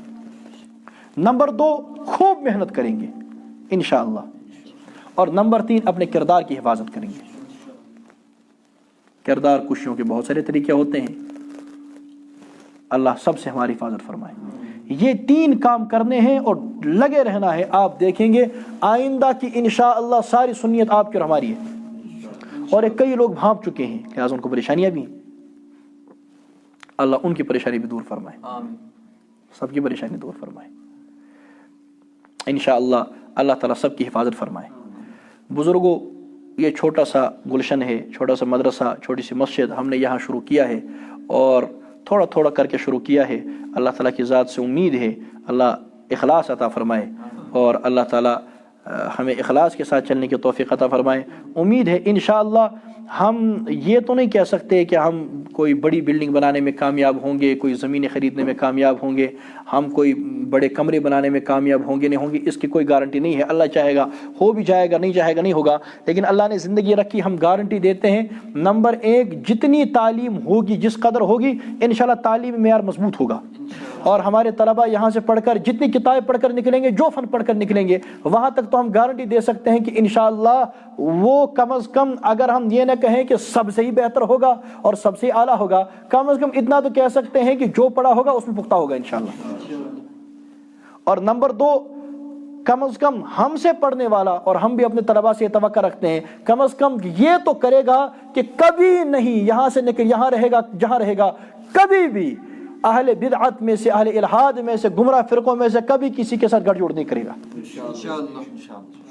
ہم 2 کے بجائے 1 روٹی کھا لیں گے، ہم 7 صفوں کے بجائے 3 صفوں کو اپنی باتیں سنا لیں گے، ہمارے پیچھے 2 صفوں کے بجائے 1 صفحہ نماز پڑھ لے، وہ ہے، لیکن ہم آمیزش نہیں کریں گے، ہم باطل اور حق کو مدغم کرنے کی کوشش نہیں کریں گے انشاءاللہ۔ اور یہ جو مسئلہ کہ اہل السنہ والجماعہ ہے، جو اسلام کی صحیح ترجمانی ہے، جس کی اس زمانے میں بالکل صحیح اور مطابق تشریحات علماء دیوبند نے کی ہیں، اس کے مطابق لوگوں کو دین سمجھائیں گے، لوگوں کو دین سکھائیں گے، عقائد سمجھائیں گے، مسائل سمجھائیں گے، اور ٹھیک ٹھیک سمجھائیں گے۔ ہم لڑائیاں نہیں کرتے، یہ کوئی لڑائی وڑائی کی جماعت نہیں ہے، بس ہم لوگوں کو سمجھائیں گے، جو سمجھتا ہے سمجھ جائے، نہ سمجھتا ہے نہ سمجھے، ہم تو لوگوں کو سمجھاتے رہیں گے انشاءاللہ۔ اللہ تعالیٰ ہمیں ان باتوں کو سمجھنے کی توفیق عطا فرمائی۔ آخر میں یہی بات جو میں نے کہی کہ 3 چیزیں ہیں، گمراہ فرقے اور مجتہدین کے مختلف مسالک اور اہل حق کے مختلف شعبے۔ اہل حق کے مختلف شعبے ہوں، مجتہدین کے مختلف مسالک ہوں، ان کو آپس میں ایک کرنا ہے، اور ہم آپس میں ایک ہیں، آپس میں سب ایک ہیں، جڑ جائیں۔ ہم تو اہل حق کے کسی شعبے کے بارے میں کچھ کہتے نہیں، نہ کہیں گے انشاءاللہ، حالانکہ ہم جانتے ہیں کون کون کیا کیا کہتے ہیں، چونکہ ہم جانتے ہیں کہ وہ اہل حق ہیں۔ دیکھیے، نعمان کی ذات کا انکار کرنے سے کوئی اہل حق سے باہر نہیں ہو جاتا، جس طرح بہت لوگوں کا گمان ہے کہ ان سے اختلاف کرنے سے اصول اختلاف پیدا ہو جاتا ہے، ٹھیک، لیکن ہم سے اختلاف کرنے سے اصول اختلاف پیدا نہیں ہوتا۔ اصول اختلاف تو وہی ہے جو کتابوں میں ہے۔ ضروریات دین کا انکار کرنے سے آدمی اسلام سے باہر جاتا ہے، ضروریات اہل سنہ کا انکار کرنے سے اہل سنہ سے باہر جاتا ہے۔ کوئی آدمی کہتا ہے لوگ ہم نعمان کو نہیں مانتے، نہ مانے میں کون ہوں، نہیں مانتے۔ مجھے ایک مرتبہ، اس پر انشاءاللہ میں بات ختم کر دوں گا، مجھے ایک مرتبہ گاندربل سے ایک اپنے ساتھی نے، ایک اپنے عزیز نے فون کیا۔ اس بات کو ذرا سمجھیے گا، میں انشاءاللہ اس پر بات ختم کر دوں گا۔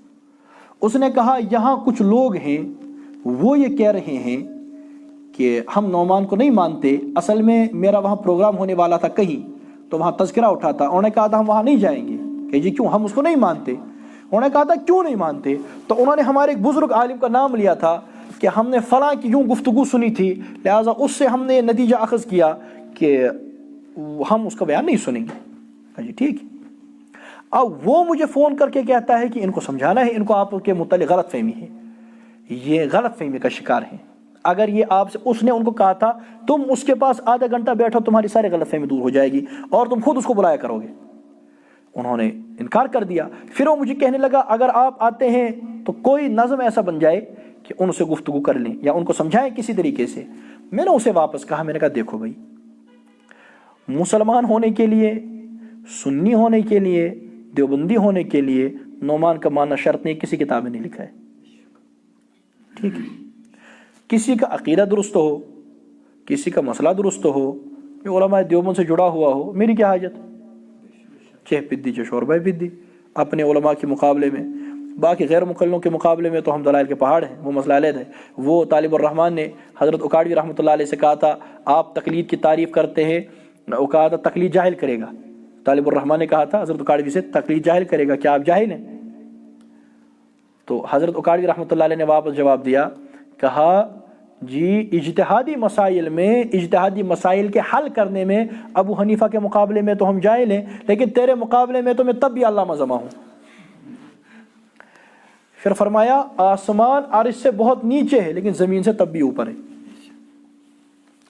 اسی طرح آپ سمجھ لیجئے ہمارے اکابر، ہمارے بڑے عرش، لیکن غیر مقلد زمین کے مقابلے میں ہم تب بھی آسمان کی اونچائی پر ہیں، یا کوئی اور اہل بدعت ہوں، الحمدللہ۔ تو میں نے اس سے کہا، میں نے کہا میرا بھائی، چونکہ وہ جس عالم کا انہوں نے نام لیا ہے وہ ان سے جڑے ہوئے ہیں، لہٰذا انہیں کہو کہ اسی کے ساتھ جڑے رہو۔ اب میں جاؤں گا، پھر بات ہوگی، اگر میری بات کے بعد وہ یہ سمجھ گئے کہ میں درست ہوں تو اس عالم کے متعلق ان کے دل میں بدگمانی ہوگی۔ جب اس عالم کے متعلق بدگمانی ہوگی، کیا وہی اللہ بچائے وہی بدگمانی پھر ان کے گمراہ ہونے کا سبب نہ بن جائے؟ پھر وہ کہیں گے، جب وہ اس کے متعلق انہوں نے کچھ کہہ دیا تو وہ کہیں گے میرے متعلق بدگمان ہو جائے کسی طرح سے۔ تو شیطان تو بڑا مکار ہے۔ میں نے کہا ان کو ان کے حال پہ رہنے دو، چونکہ وہ اس بڑے عالم سے جڑے ہوئے ہیں، لہٰذا ان کو اسی کے ساتھ جڑے رہنے دو۔ میرے متعلق اگر تم کہتے ہو ان کو کوئی غلط فہمی ہے، بدگمانی ہے، میں نے معاف کر دیا، اور جب تک رہے گی تب تک معاف کر دیا، مسئلہ ختم، ان کی آخرت بچ جائے گی۔ تو ان کو جڑے رہنے دو، مقصد تو یہ ہے کہ وہ ٹھیک عقائد و مسائل پر رہیں، ان کے ساتھ رہیں گے تب بھی ٹھیک عقائد و مسائل پر رہیں گے، کیونکہ اس بات سے چلو میری ذات پر تو زد آتا ہے، مسائل عقائد پر زد نہیں آتا، تو یہ کر لیتے ہیں، آپ ان کو رہنے دیجئے۔ ہم جب میرے پاس آتے ہیں کس وجہ سے آتے ہیں؟ عقائد و مسائل ان کو لگتا ہے کہ یہاں درست ہوں گے تب ہمارے پاس آتے ہیں۔ جس آدمی کے عقائد اور مسائل پہلے سے درست ہیں اور وہ کسی بڑے عالم سے جڑا ہوا ہے تو ہمارے پاس آنے کی کیا ضرورت ہے؟ اس کو کوئی ہمارے پاس آنے کی ضرورت نہیں ہے، وہ جڑا رہے۔ ہم جتنا وقت ہم ان پر خرچ کریں اتنا وقت ان پر خرچ کرو جو کسی کے ساتھ بھی نہیں جڑے، تاکہ وہ بچ جائیں۔ کیا مسئلہ ہے؟ یہ کوئی مسئلہ نہیں ہے۔ ہم ذاتیات کی جنگ نہیں کرتے، بات مسئلے کی ہونی چاہیے، عقیدے کی ہونی چاہیے۔ پھر غیر مقلدوں نے بازے ایک کلپ چلائی تھی وہ کہ جی یہ ہو گیا، گڑبڑ مسئلہ ہو گیا۔ میں نے کہا تھا اگر اس بات کو من معن یوں ہی مان لے تو بتائیے میرے موقف کا انکار ہوتا ہے یا میری ذات کا انکار ہوتا ہے؟ ذات کا، یعنی جو بھی آپ یہ باتیں سناتے رہتے ہیں اس میں نعمان کی ذات کا مسئلہ ہے، میری بات کا تو کوئی مسئلہ ہی نہیں ہے، میری بات تو اب بھی بدستور کھڑی ہے۔ اور اگر تم انہی کے اساتذہ جن کی باتیں تم چلاتے ہو، انہی کے پیروں کی کتابیں اٹھاؤ گے، اس میں اس سے زیادہ تمہارے خلاف فتاوی لکھے ہوئے ہیں، اور انشاءاللہ ان کو ہم شائع بھی کریں گے جلدی، وہ تو لکھے ہوئے ہیں، اس سے کیا فرق پڑتا ہے؟ آپ کے یہاں بشیر نہامی صاحب نے تو آپ کے پورے مسلک کا بیڑا گرک کر کے رکھ دیا، اور اس نے کیا کہا وہ سارا سوشل میڈیا یوٹیوب پر موجود ہے، مجھے دہرانے کی ضرورت نہیں۔ کہتے ہیں ان کی ذاتی آ رہا ہے، میں نے کہا ان کی بھی ذاتی آ رہا ہے، مسئلہ ختم۔ بزرگوں، ذاتیات کی جنگ نہیں کرنی چاہیے۔ کوئی آپ کی ذات پہ حملہ کرتا ہے، معاف کر دیجیے۔ کبھی ایسا ہوتا ہے، ہاں وہ کبھی ہوتا ہے، سال میں ایک آدھ بار کبھی ایسا ہو جاتا ہے جب آپ کو یوں محسوس ہوتا ہے کہ ذات کا نام لے کر کسی مسئلے کو ٹارگٹ کیا جا رہا ہے۔ جب زد مسئلے پر آتے ہو تب جواب دے دیں، بھلے ہی اس وقت ذات کا بھی دفاع ہوتا ہو مجبوراً، لیکن مسئلے کی وجہ سے جہاں خالصتاً ذات کا رد ہوتا ہو وہاں کوئی جواب نہیں دے۔ اپنے مسئلے پر، اپنے عقیدے پر آپ کی کوئی کتنی مخالفت کرے، آپ کے بارے میں کوئی کتنا کچھ کیا کہے، چھوڑ دیجئے، اب تک کام کرتے رہیں۔ ہمارا کام ہے اصلاح عقائد، اصلاح مسائل، وہ کرتے رہیں۔ جتنا وقت آپ وہاں صرف کریں گے اتنے وقت میں پتہ نہیں آپ کتنوں کو پڑھائیں گے، کتنوں کو مسئلہ سمجھائیں گے۔ جو آپ کے پاس آیا ہے مسئلہ سمجھنے، اس کو تب تک سمجھائیے، وہ کتنوں کو سمجھائے گا۔ لہٰذا ایک دستور بنا کے رکھیں کہ ہمیں یہ جو ان چھوٹی چھوٹی بحثوں میں اور ان چھوٹی چھوٹی باتوں میں اور ان ان پڑھ لوگوں کی بحثوں میں اترنا ہی نہیں ہے، ان کو سائڈ پر کر دیجئے۔ یہ ہیں کون؟ مجھے بعض کوئی فون کرتا ہے، یہ فلاں کو جواب، فلاں کو جواب، فلاں کو جواب۔ میں کہتا ہوں چہ پیدی چہ شور بھائی پیدی بھائی، یہ ہے کون؟ کسی کو جواب دے دے کا مٹ پانا پرن اور چھنا یہ مس پگہ اس ونو ہے فلانی سر کر کات ہے کہ نہیں؟ تو یہ اپنا دستور بنائیں اور اپنے عزم پر رہیں۔ اپنا دستور بنائیں کہ مجھے یہ کر، تعلیمی لحاظ سے مجھے یوں چلنا ہے، اصلاح عقائد کے لحاظ سے مجھے یوں چلنا ہے، اصلاح مسائل کے لحاظ سے مجھے یوں چلنا ہے، اپنی تقاریر کے لحاظ سے مجھے یوں چلنا ہے، مجھے یہ مسئلہ لوگوں کو سمجھانا ہے، مجھے اس طرح سے لوگوں کو سمجھانا ہے۔ اور ہماری غرض ہے مسئلہ سمجھانا، ضروری نہیں ہے کہ آپ کسی فرقے کا نام لیں، آپ فلاں کا نام لیں، فلاں کا نام لیں، بس آپ لوگوں کو مسئلہ سمجھا دیں۔ آپ قرآن پڑھ کر کے سنائیں، حدیثیں پڑھ کر کے سنائیں، مسئلہ خود ہو جائے، مسئلہ صاف ہو جائے گا۔ جہاں ضرورت ہو وہاں نام بھی لے لے، کیا پریشانی ہے؟ یہ تجبیز اتنا نافرمان میں کیا کروں؟ تو جہاں ضرورت پڑے وہاں نام بھی لے لیتے ہیں۔ جیسے مولانا عبدالروف نے کہا تھا میں بتا دوں، اس نے کہا یہ بتا دیجئے، کہا بتا دوں، کہا یہ بتا دیجئے، کہا فلاں شریف بھی کافر اور فلاں شریف بھی کافر۔ تو اپنا ایک دستور بنانا ہے اور حق کے ساتھ باطل کی آمیزش نہیں کرنی، ٹھیک ٹھیک بتاتے رہنا ہے، ٹھیک ٹھیک بتاتے رہنا۔ اور میں اس کی وضاحت سے سب کو کہتا ہوں، جو ہمارے بارے میں دیکھیے ہم سے محبت رکھتے ہیں، جو میرے بارے میں سوچتا ہے، اس کا معنی کہ میرے فکر رکھتا ہے نا؟ جب آپ مجھ سے فکر رکھتے ہیں، ایک مرتبہ آ کر مجھ سے مل لیں، مجھے سمجھا دیں، تو کہا جو نیٹ ساؤن پان شہر سے مجھے بڈب ادھر ٹاؤن بھیا آ کر کے ہمیں سمجھائیں۔ اور جب کوئی آدمی دلائل سے ہمیں سمجھائے گا، انشاءاللہ وہ دیکھے گا کہ ہم بالکل بات سمجھ جائیں گے، ورنہ اگر ہم دلائل سے سمجھاتے ہیں تو بات مان لو کہ بات درست یہی ہے۔ ضروریات دین میں سے کسی ضرورت کا منکر کافر ہے، اور کفر کو اسلام نہیں کہا جا سکتا۔ ضروریات اہل سنہ میں سے کسی چیز کا جو منکر ہو وہ گمراہ اہل سنہ سے خارج ہے، جس طرح غیر مقلد ہیں، غیر مقلد گمراہ ہیں، اہل سنہ والجماعہ سے خارج ہیں، ان کے پیچھے نماز مکروہ تحریمی ہے، ان کے ساتھ مذہبی تعلق رکھنا ناجائز ہے۔